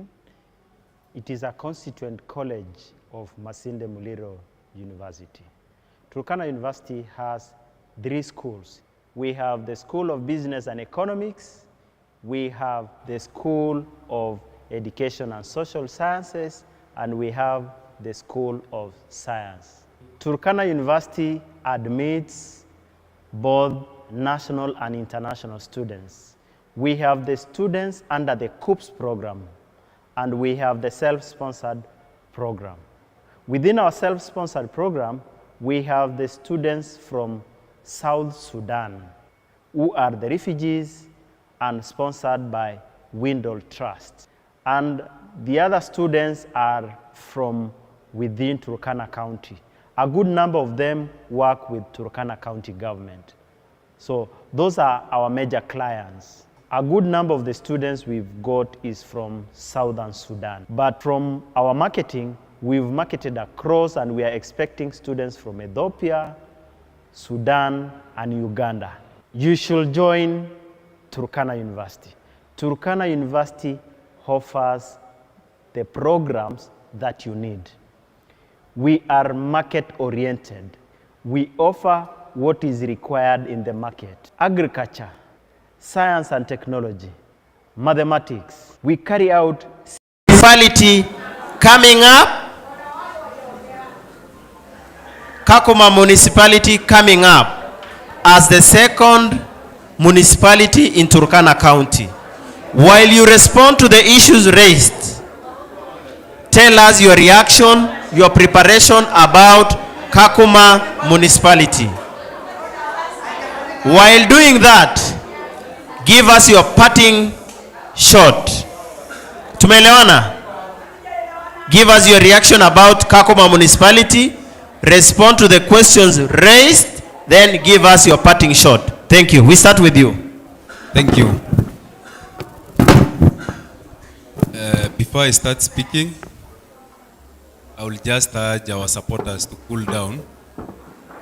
This is not a war. We are only addressing the gaps that we have in our community.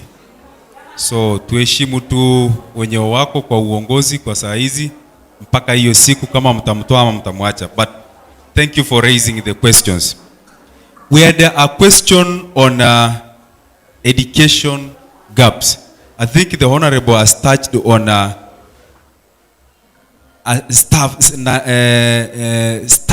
staffing kwamba ni kidogo. According to my understanding, I think maybe he might need to use this opportunity maybe to know this, that UNHCR and other organizations that are implementing the education initiatives in refugee camp uses what we call incentive staffs. Sawa sawa. That the refugee, we are addressing gaps here. The refugee children are in our schools. We also need, as leaders, when you get the opportunity, including me, that we go and seek chances zetu za incentive staffs ni gani? Kwa sababu incentive staffs ni wale watoto ambayo wamemaliza shule, either vijana ambayo wamemaliza form 4 ama college lakini hana kazi. Incentive kwa nini? Anapewa kitu kidogo ya kununua sabuni. Ndio sabuni na chakula yake kidogo ndio asikue idle in the community. But atakuwa amesaidia kusukuma gurudumu mbele. Gap ya pili, I know maybe the Honorable has not touched on that, is all about library and having reading culture. Now, I never touched about, there is something the Hell touched of giving us 1 minute to address about stimulation of economy using maybe media and all that. I never mentioned about my 5th activity about sports and talent hub development, which deals with the academies development, because now we have what we call CBC and we need to develop academies for our children. Raphael Namuya, your question was how to approach, I don't know which matter, but iliniepa kidogo. Alima or Same, the story of ID, haki ya Mungu siwezi jibu hiyo, mimi sijui hiyo vile inafanyangwa. I will be honest on that.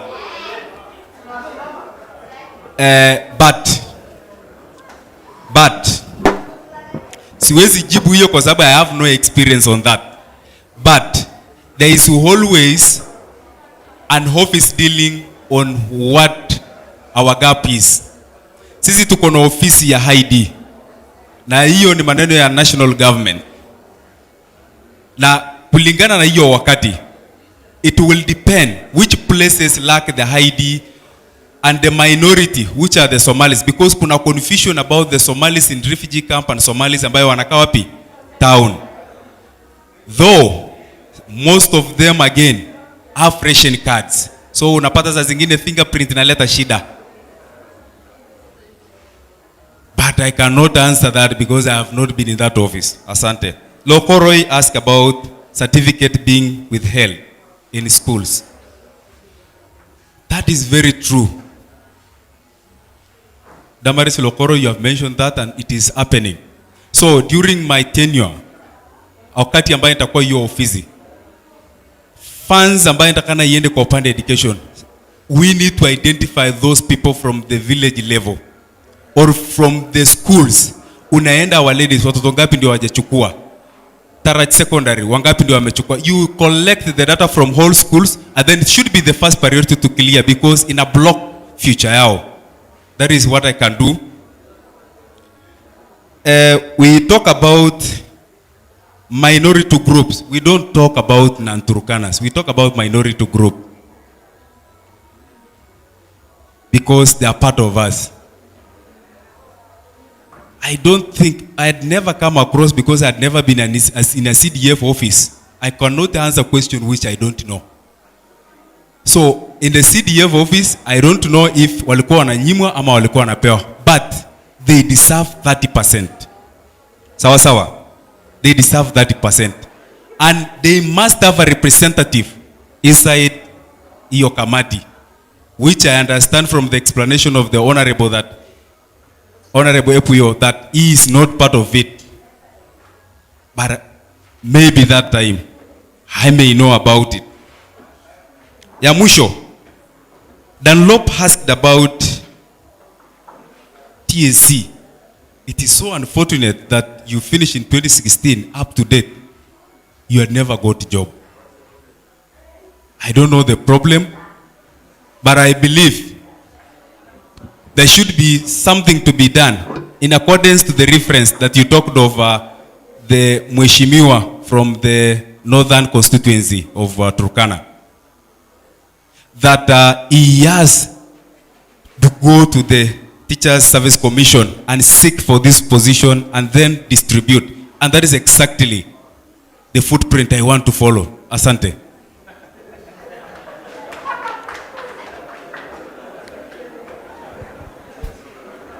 Thank you once more. Check. Before Benja talks, I said you give us your parting shot so that we take to Benja. It's parting shot.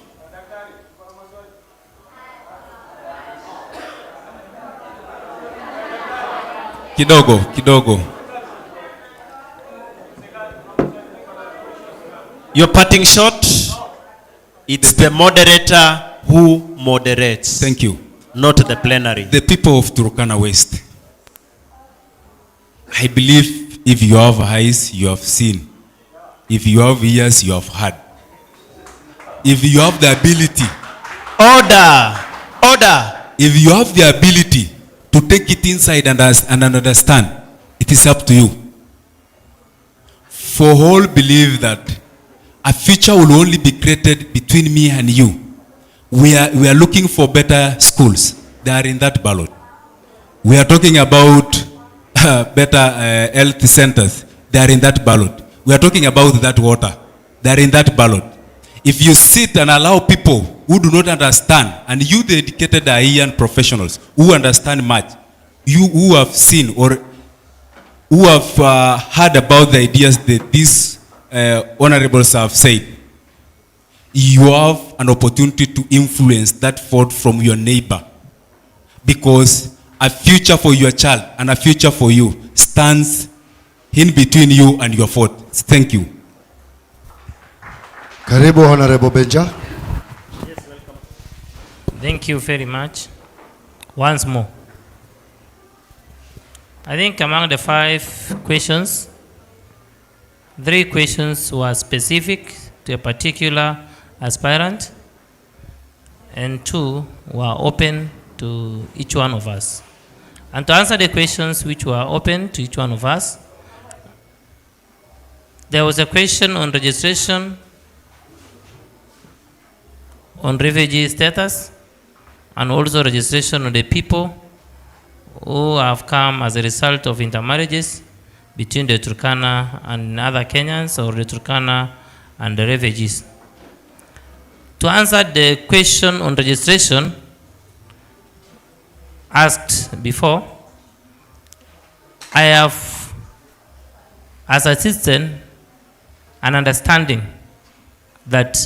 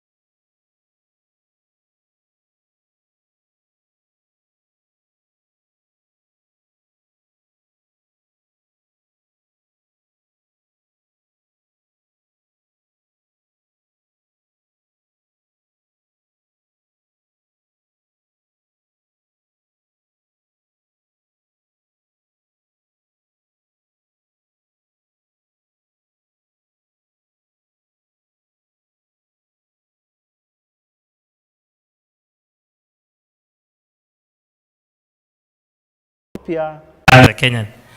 However much it would be that the people residing here are Turkana, but again, we are Turkana, and the other Kenyans are also staying and residing in Turkana West. So if benefits are there through CDF or any other aid from the government, either county government or national government, or from whichever source, it is allowed that all of us have an opportunity to access the benefits in equal measures. Only at a situation whereby the population of the locals is higher than the non-locals, we will apply the law of the minority and the majority. And my time during my tenure, I will provide that opportunity for each and every resident staying in Turkana West. Thank you. Last point, I will urge the Turkana people of Turkana West and the Kenyans staying in Turkana West that I am fit to serve you in the next 5 years, given the qualities and the characteristics of a leader and the agenda given to you in this opportunity that was provided, and also that I have always told you I am fit for this opportunity come 9th August 2022. Thank you. Welcome, Honorable Epuyo. Thank you, Dahil. A parting shot from, what is your parting shot? Honorable Benja. Before we go to Honorable Epuyo. I think the moderator is busy walking around and not even getting what we are saying. Yes. We have already said that. Thank you. Thank you and welcome. Thank you. Good that you've confirmed I am busy here. I am responding to online questions. Okay. Karibu, Honorable Epuyo. Thank you. My phone is not behaving. This is where I've taken my notes.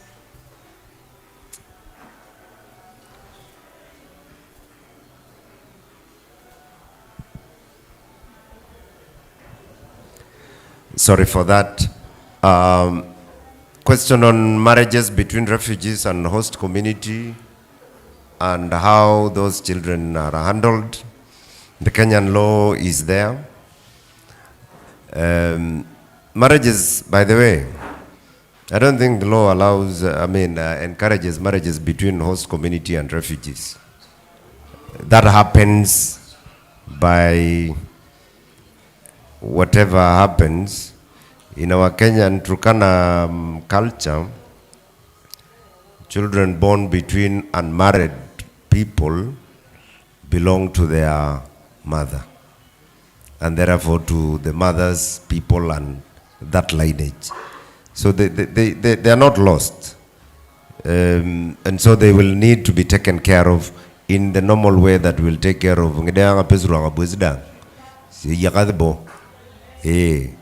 So, between a refugee, Turkanite is taken care of by culture. It is, of course, an issue because of providing for these children. There are quite a number of them. But we have the system. We have the social system. We have the education system to take care of those children. Similarly, Dapal, you raised the question of refugees registered, Kenyans registered as refugees. That is a serious issue. I have since been confronted with that matter. In 2017, because of the challenge that we've had in this camp, and not only here, but also in Dadaab, Kenya government opened a window of those Kenyans who had registered as refugees, okay, to get deregistered. But it was a whole process. And our people here, some of them did not get that window. They did not take advantage of it. And so they were still held back because of lack of information. But it is not lost. It is possible for you to change your status The process is long, but it is there. The opportunity to change is there. You now need to go through, declare that you are registered as a Kenyan, you are registered as a refugee, and therefore you want to denounce that registration, and you are taken through the process involving UNHCR, involving the registration of persons and the local administration who are going to vet you. And I think, Halima, that is the same challenge that you raised about getting IDs for ulisema iko watu wanaitwa nini? Watu 0.5. 0.5 ni watu katikati hapa. Kupata IDs imekuwa challenge. Actually, it looks like there is a policy which is silent, which is being pursued by government, which I feel is discriminatory, and this has been raised by the members of parliament, particularly from the northern counties, about vetting of those of us who want to be registered as Kenyans. The rest of Kenyans don't get vetted. Those in Central, those in Western, those in Nyanza do not get vetted. And it is a matter that needs to be actually put off. We should not be vetted. But it seems to be a silent issue that government actually works. So before you get your ID, you have to apply. Then some elders are going to sit and be questioned whether they know where you were born, they know whether where your parents are. Those questions are matters that need to be addressed. The National Assembly is a good ground for us to raise those matters, but as a member of parliament, it is my responsibility to represent such residents of this constituency. So if you are in such a situation, the way to go is to bring it up with the member of parliament and ask that the processes that are required to be done can be done. So Halima, it's not lost. There are those vetting processes. Damaris, I think you didn't get my statement. I didn't say we have started cheap secondary schools. I talked about low-cost boarding primary schools. There were only 7 boarding schools in Turkana West by the time I took over as a member of parliament. And boarding is an attractive education access point for our people. And what I did is started a discussion with the CDF committee of the 11th Parliament in Turkana West, that can we improve the number of the boarding primary schools in our sub-county. And after some lengthy engagement with the board of CDF, they allowed us to bring on board another 10 primary schools scattered across the 7 wards. And that is what I was talking about, low-cost boarding primary schools, where CDF is paying 1,000 shillings per child in class 6, class 7, class 8, in those 10 schools per term, in order to buy food for those children who live, and who are in those classes, in order to improve retention, in order to improve performance in those schools, and particularly for children who are of pastoralist background. That is what I meant by that low-cost boarding. It is not in secondary schools. Already Kenya government is pursuing the day secondary schools policy, where they pay all the fees of the day secondary schools. That is the lowest cost in terms of secondary education. Wekesa bursary allocation for non-locals, that is a right. There is nothing about 30/70 there. You apply. You make your application. Good enough for us The ones who do CDF applications, our CDF forms are serialized, so none of those forms get lost. And if you apply, it will be vetted, you will be seen where you fall. Is it below the poverty line? Is it in the middle? Are you able? And so the allocations are done. And the vetting committees are members of, in fact, the administration, that is the chief. You have the the village admin now, or the ward admin. You have a member of the CDF committee being a member of that committee, and the education officer in charge of the county bursary. That is the vetting committee for the CDF bursary. And I think there is also a vetting committee for the county bursary. So there is no discrimination. It is by law. Lobuin Daniel, I think that is a difficult one. Since graduating, how many, in 2016, now, and that is a government policy by the Teacher Service Commission. We from Turkana County, and my colleague name has featured here. It's good marks for him from Turkana West, but you know, that doesn't translate into votes. I wish you could vote for him where he is contesting. We actually raised that concern with the Education Committee of the National Assembly, and we were allowed. We were allowed an affirmative action. It is not about the number of years the teacher has graduated. It is about a resident of Turkana being given priority. So, Dapal, I don't know where you've been since 2016, and the question I would ask you, what is your subject combination? Could it be an issue of your subject combination that could be locking you out? Because if the subject combination is not being recruited, you will not get any opportunity to apply. That may be the issue. But if you give me an opportunity to serve you, you may be the first one I would want to talk to when I get that opportunity. Order. Yeah. The young man, the gentleman, not the young man, the gentleman, Nakain Ekuleu, is known to me. He's the one who raised a lot of dust. He's known to me. He's a nephew of my great friend, Dr. Moru. So I know him. And he was talking about WUSC scholarships. And yes, he has a point. But again, I think it is misinformation on his part. Because these scholarships by WUSC are given by a Canadian university to refugee children.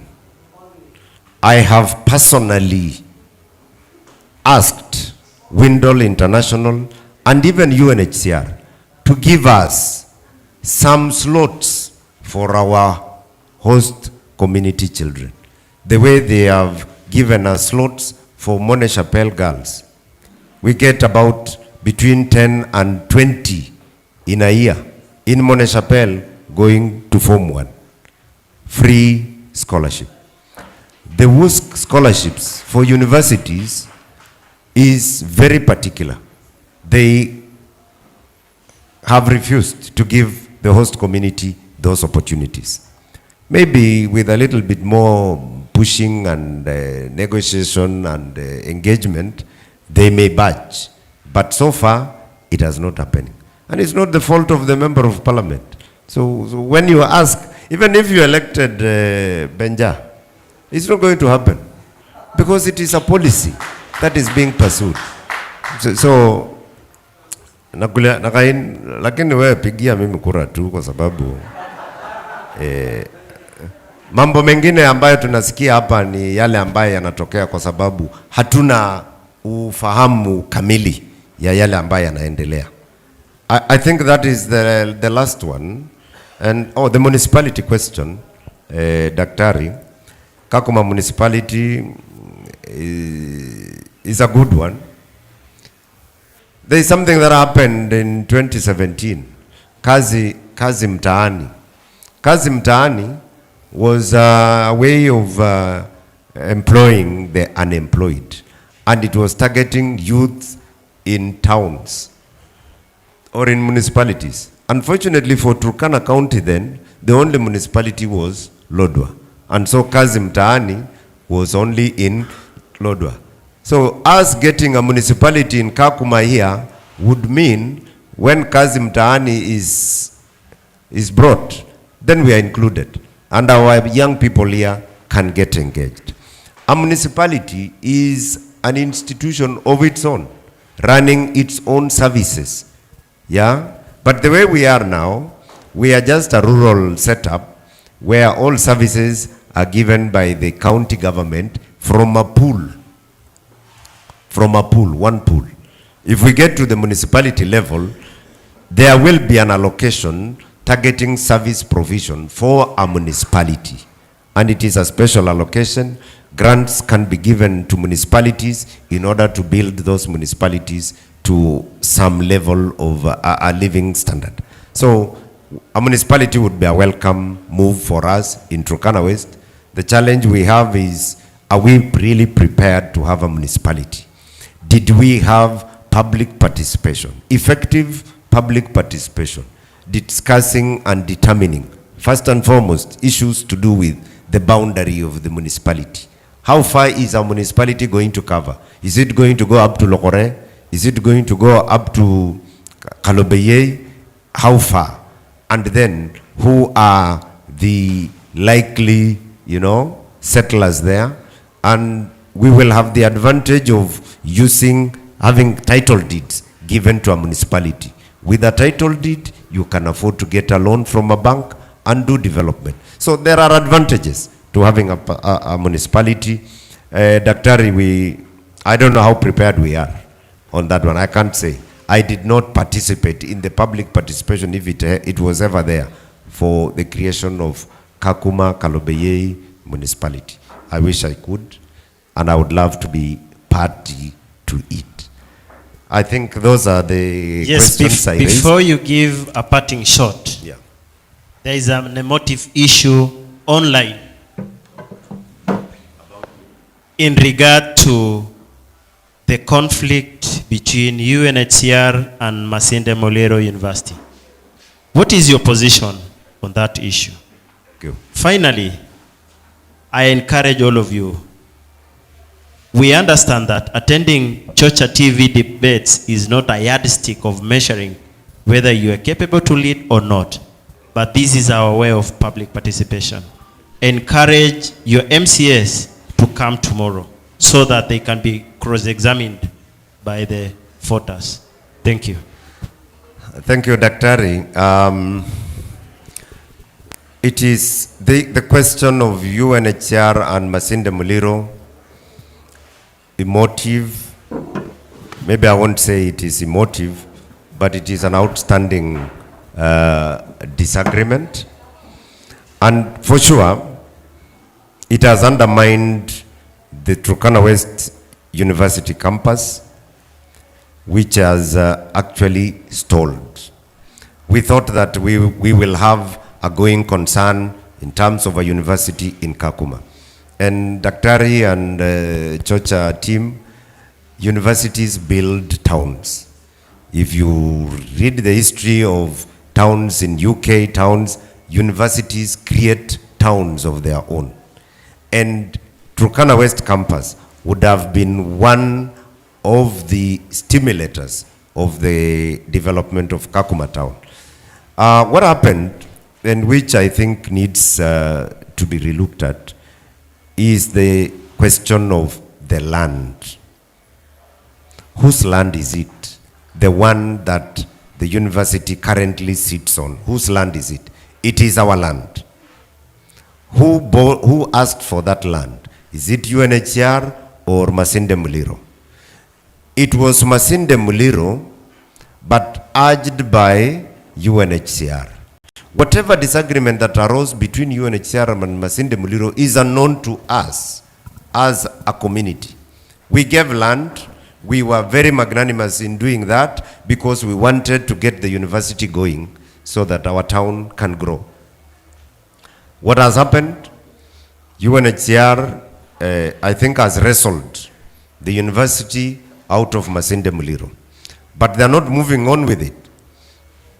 I don't know what they're doing with it. They're creating an education hub that is unknown to us as a host community. So Masinde Muliro is still running their business or their campus next to Equity Bank. So that is okay. And Masinde Muliro can pursue another piece of land, which would be okay. Now, that university that was supposed to be ongoing now is stalled because UNHCR, its core business is not running universities. So they have delegated the running of the university to Windle Trust. Now, Windle Trust is an NGO. NGOs also are not in the business of running universities. Universities are either private or public. So what is Turkana West Campus? Is it a private institution? That is the whole quagmire about that. How I wish, by the way, we need to engage because the County Education Board needs to get involved in determining the status of Turkana West Campus. UNHCR, insofar as I see, are the ones that are stalling that whole process. The county government has actually gotten into it. I hope in the new administration, we will be able to unlock that challenge. Now do your parting shot. My parting shot, Daktari and your team, this is a first. This is a good one for us. It is a good beginning. And I think I would tell you guys kudos. It may not have gone to the expectations of all of us, but I think it is a good start. Amaje wasikilizaji. Thank you so much. Yes. And my parting shot is people of Turkana West, you can, just the way Ake said, you have eyes, you have ears, you have seen. This is not a contest. There is no contest here. This is about experience against inexperience. This is about understanding Order.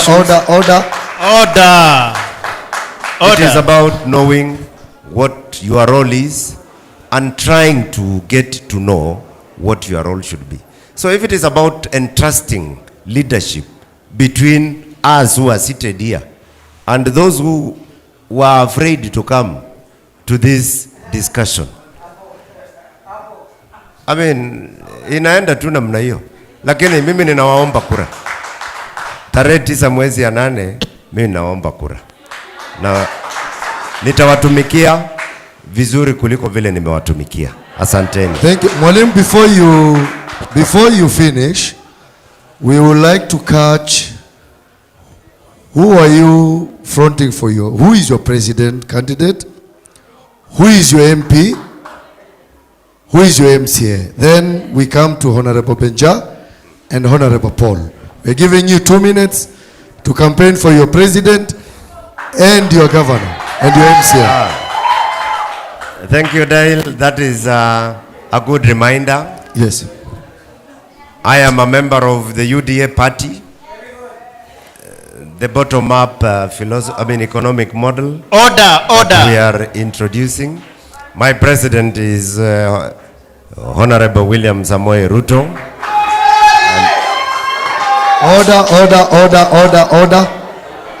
Order. It is your duty now to order them. Yes. Order. Tafadhali tuache mwalimu, tupatie mwalimu time, tafadhali. Tupatie Honorable Epuyo time. Order. Pea mwalimu muda amalize. Yes. A focused leader, someone who has a plan for this country, someone who has a plan for all Kenyans, and we want to begin from the bottom going up. I am voting for the governorship of Honorable John Lodepe Nakara as our governor. And it will be a new beginning. A new beginning. Of course, with our deputy governor, who is our son and who is seated amidst us here. And that government, the Turkana West people will have a serious share on the table in Turkana West. Yeah. This is KAKUMA. My MCA in KAKUMA is, of course, Honorable James Lole Lekaran Oyarod. He has been tried. He is working. And I'm sure, since that was his first term, his second term would even be better. In Lopur, kindly vote for Gilbert Ewet Topos. I'm brand new young man who is very energetic, quite straightforward, and that guy I think is going to change Lopur because of his work experience, able to write proposals, able to push ideas. You can remember the Nasinyono project, the Joanita project, and the way he has been able to push for that farm to get our livelihoods diversified.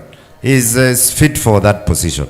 In Leta Ward, I am with Mheshimiwa, the former, popularly known as KAKUMA, and I think the people of Leta this time will give him an opportunity. I have a brand new candidate in Kalobeye Ward, a young lady. This is, UDA is a serious party, Dahil, giving young people opportunity to pursue leadership in a very structured manner. Madam Mheshimiwa Fatuma Akiru, watch her on the 9th. Of course, the veteran in Turkana West, the majority leader currently, Mheshimiwa Kobong in Bethwell, in Songot Ward.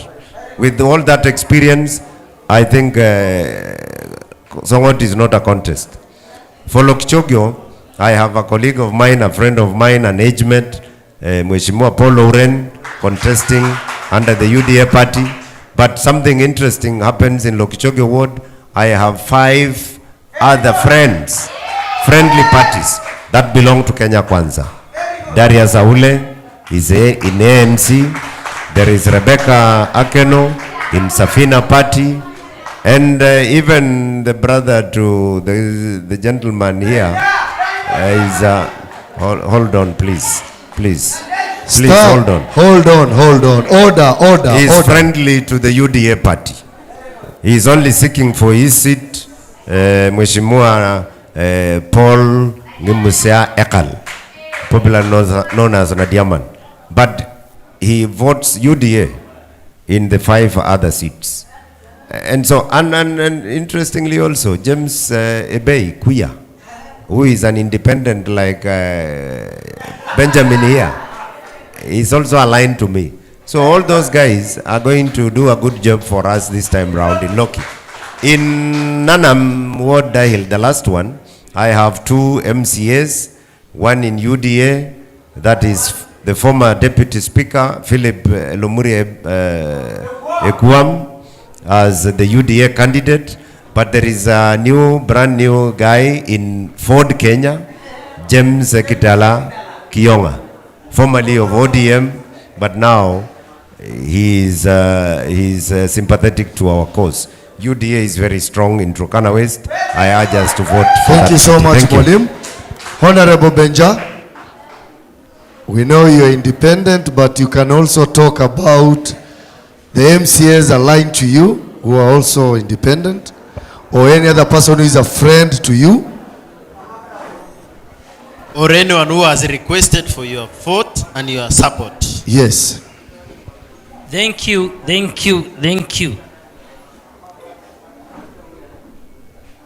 Having been a candidate on an independent ticket for the MP Turkana West constituency,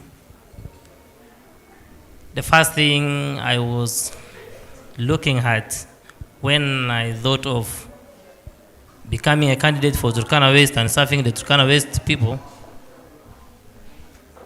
was joining a political party.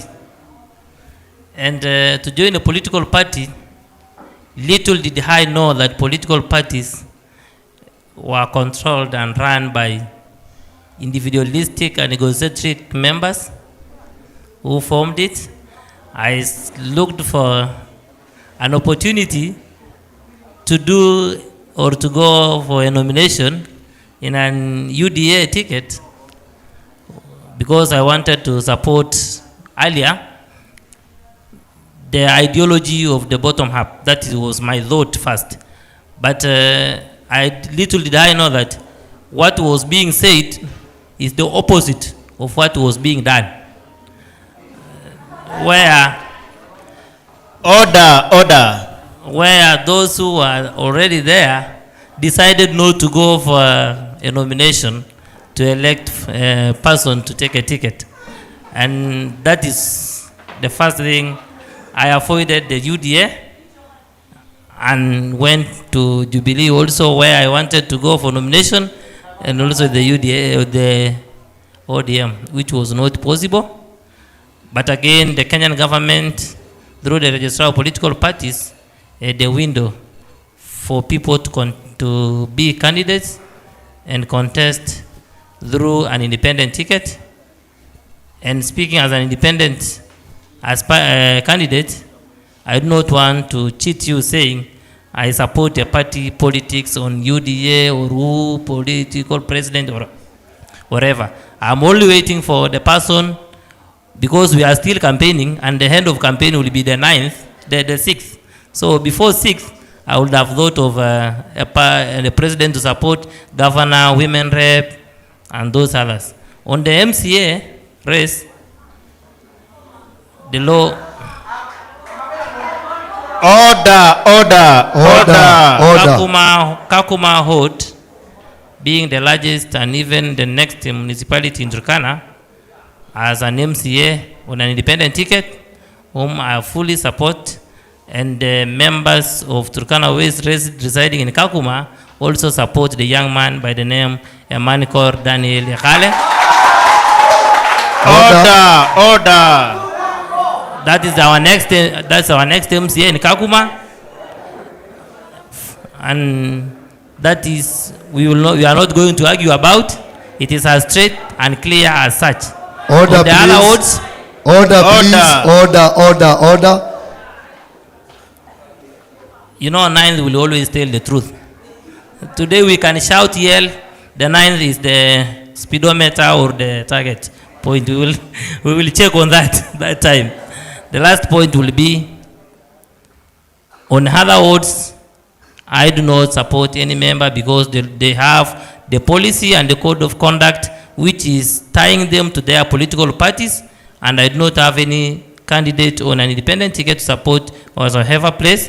So I know that people of Turkana West will vote for me and will vote for my agenda, as they have always supported it fully. Thank you, and I will appreciate if you all vote for me as you have voted. Thank you very much. Thank you so much. Honorable Paul. Asante.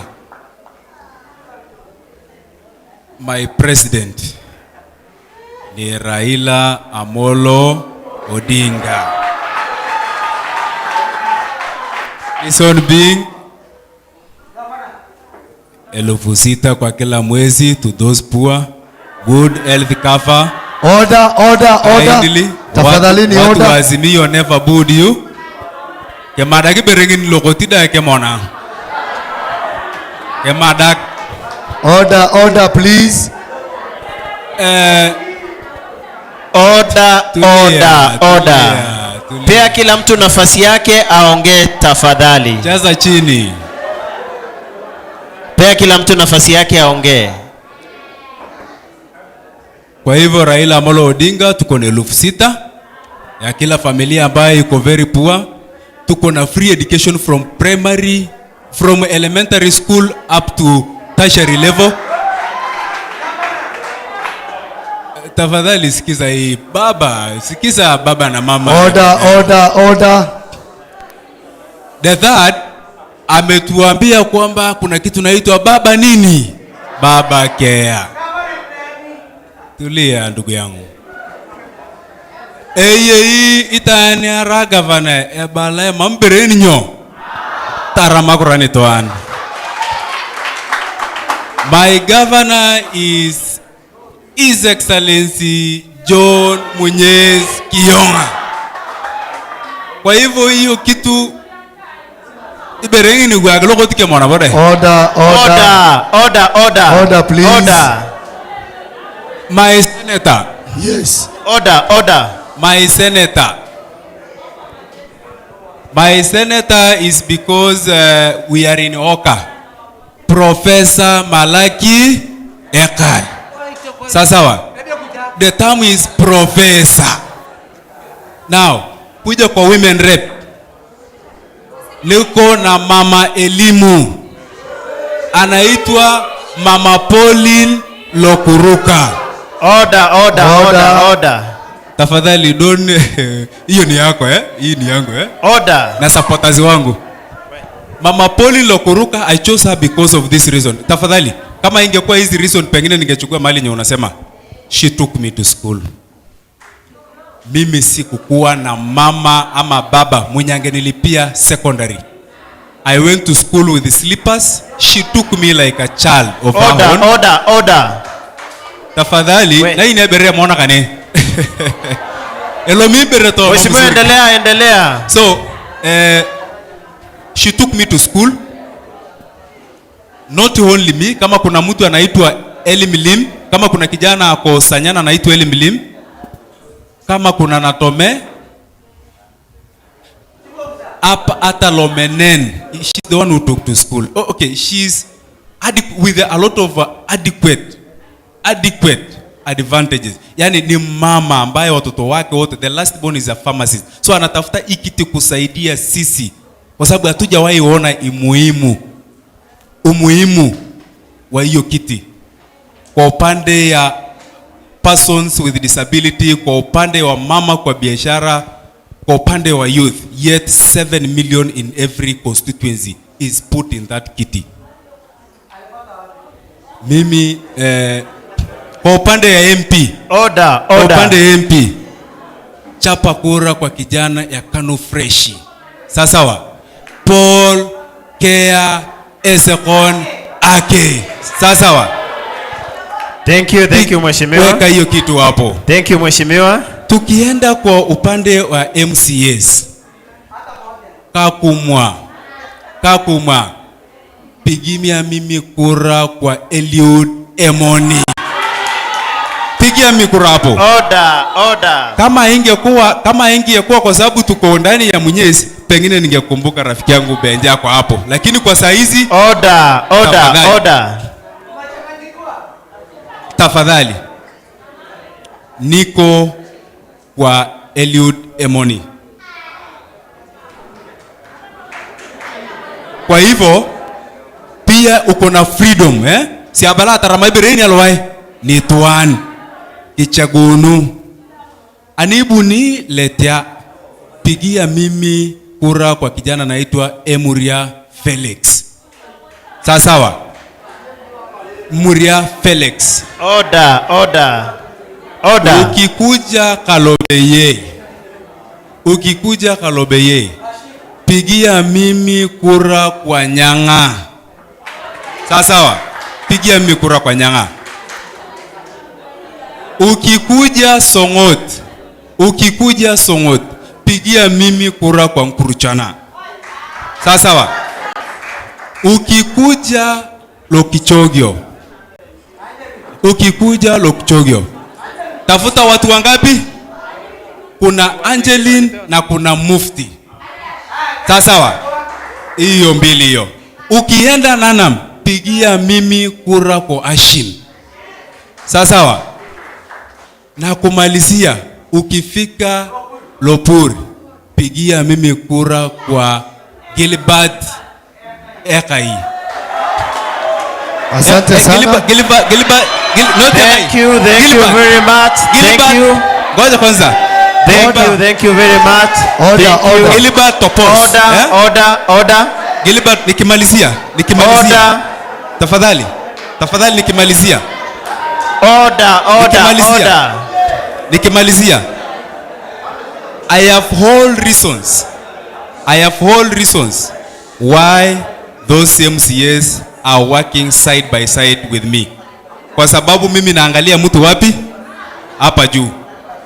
Kwa hivyo taramakural wai nitwan mamberini ngakot. Ladies and gentlemen. Thank you very much. Daktari. Asante sana. Daktari, before we give this a special announcement,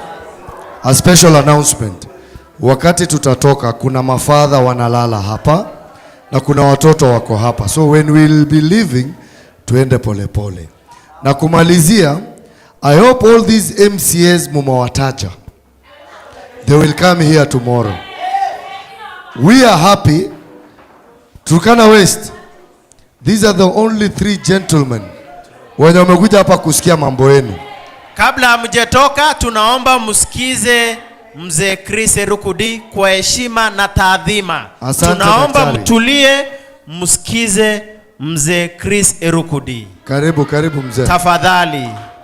Kwa heshima na taadhima. Kuja hapa mzee. Tunawaomba. It is courtesy of Mzee, Turkana West professionals, the likes of Jalinga, who made sure this debate has happened. Tutulie tafadhali, tupatie mzee nafasi atuambie maneno mawili matatu. Tutulie tafadhali. So good night everybody. Mine first, before I pass a vote of thanks, may I recognize that this arrangement was made possible through the combined effort of CBO called LACDO, whose members are around, and the entire Turkana West professionals. And professionals have decided to go according to the world. Now in Kenya, if you do campaigns the old ways, you are not in Kenya. You are in your own country. See, this is now the modern way of doing things. And it has happened. Even the presidential candidates have done, governors, women rep, MPs, MCAs, they will all be put in front to speak like these honorable people. So I want to take this opportunity to thank you individually, Honorable Paul Esekon. Actually, you are the first to confirm you are attending. I want to pass also thanks to you, Benja Epuam. You did not confirm, but it is good you came. And lastly, to the incumbent, Honorable Daniel Epuyo Nanok, you had indicated in one conversation we had that you don't mind appearing before any debate. So I was sure you. Thank you for coming at your own. You have seen there was nothing sinister. Is to express your ideas, even to practice your English. Yeah? Even to know how to answer questions. Sasa, if you are not in that caliber, then you are wrong. Sindio? Kama uwezi kupasavia kama hawa, then you want to rule us the whole way. Tomorrow. So secondly, we want to thank you as a team. We achieved 50%.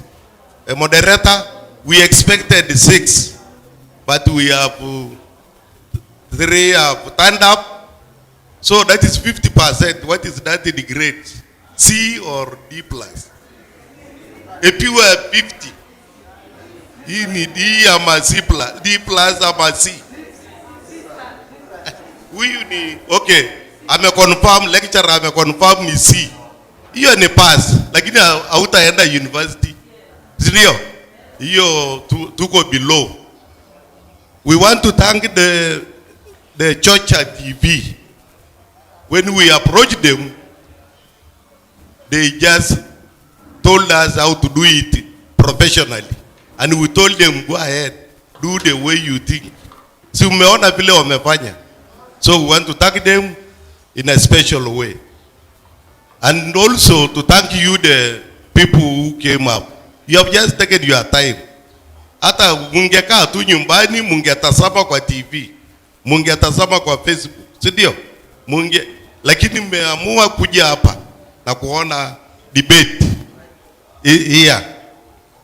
So the main purpose is to engage us. Our organization called Akido is formed with the concept of consultation. It is called ATO, Consultative Development Organization. So this is one of the role or mandate. It's just to consult like we have done. So we have sponsored in a way. Turkana West professionals have sponsored, mainly somebody called Yalinga Paul has really, he has worked behind the curtains and has delivered a lot. And then the professional chairperson, Kevin Ekal, who has been on the ground, and many others that are here. So we want to thank you. And tomorrow, please turn up before 9. All the MCAs will be there. There are 34. Sindio? 34. 42. In fact, we are not confirmed others. So tell them, honorables, it is costly to prepare this. Sindio? Hata ninyi mnalipa. Kidogo ndio tulipe kazi. Hata MCAs, mwambia wafanye vile tuliwaambia. Asikuje tu bure na tumefanya na kazi namna hii. Tutafanya aje? Hiyo si yangu. Hiyo ni ya kufanya kazi kama hii. Mnaona vile imerembeshwa. Hii wall haitakuwa bure, si ndio? We moderator kai hapa bure. All these instruments. So MCAs kama ni 42, I think the moderator will have to design. You will have to design a very good way of putting them either word by word. Word moja hapa. Tukimaliza na hawa, they are free even to leave. Tuwache wengine. Nafikiri something like that. Kwa hiyo na mengi tutaendelea. Sasa hii motion inatazamwa all over Kenya. Wewe umeonekana mbali. Sio ile baraza yetu tu ya hapa. You are international and national. Thank you very much. Thank you very much. Asante sana mzee. Simpigie hata mzee makofi. Kabla sijamaliza, unajua hatuwezi jua, pengine watu hapa kuna wenye wametoka Kerio na wanaweza nilaumu. Si nipatie nafasi kijana wenu awasalimie. Ndio asiseme alikuja nyumbani akanyimwa hata kufungua mdomo.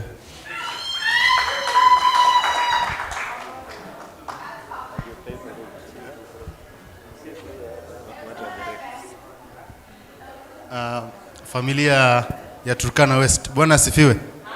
Bwana asifiwe. Good evening. Mimi nashukuru kwanza kwa sababu ya nyinyi wote kuwa mahali hapa siku hii. Na kabla sijaendelea kuwashukuru, disclaimer kwa Daktari Logiron. Mimi sijatoka Kerio. Sawa sawa. So ningependa kuwapongeza nyinyi wote kwa kukubali kukaa hapa for all those hours. Kusikiza agenda ya wale watu ambao wanawania kutuongoza kama constituency. Mimi naweza sema ni siku kubwa sana kwetu kama Turkana West. Ni jambo ambalo alijawahi fanyika, na kufanyika siku ya leo ni historical. So inamaanisha sisi wote tunapenda Turkana West. Kimalizia, tuendelee kuishi kwa amani. Sisi watu wa Turkana West ni muhimu sana. Siasa isitugawe. Sawa sawa? Yes, tuishi kwa amani kama venye tulikuwa tunaishi, kwa sababu hii siasa itakuja na itaenda. after all kura yako ni siri yako, sawa sawa. Ile ushawishi ndugu zetu hapa na wa senior most wametupea siku ya leo, kama inaweza kukushawishi kuchagua nani atakuwa mbunge wetu, tutamshukuru Mungu, si ndio? Na kama haiwezi kukushawishi kuchagua mbunge, bado tutashukuru Mungu kwa sababu yako, sawa sawa, because in the end we are all going to make a decision on how to make Turkana West great. Otherwise, I wish you all the best. I love you all. Nashukuru sana. Asante sana, tumpigie makofi na tunakutakia kila laheri. Waheshimiwa, tunaweza piga picha hapa tukisalimiana. Mambereni nyoni. Itwani airie munikokei. Kengarak niche. Oriai. Itwani araune mujumbe tarawe mujumbe tayo kadang. Ejoko noi alakara.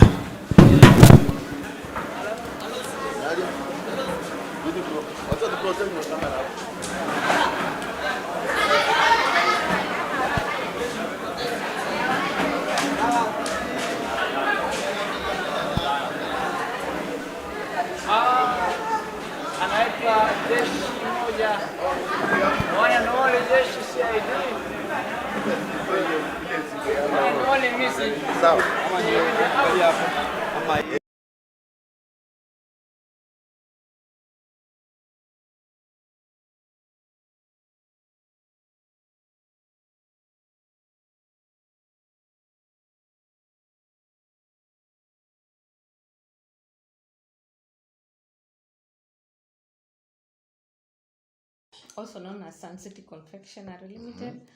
We are a confectionery company that started a while ago when Corona period was. This is where you can get what you want. You need it, we have it here at Turkana University. Turkana University is the cradle of knowledge. Welcome to Turkana University.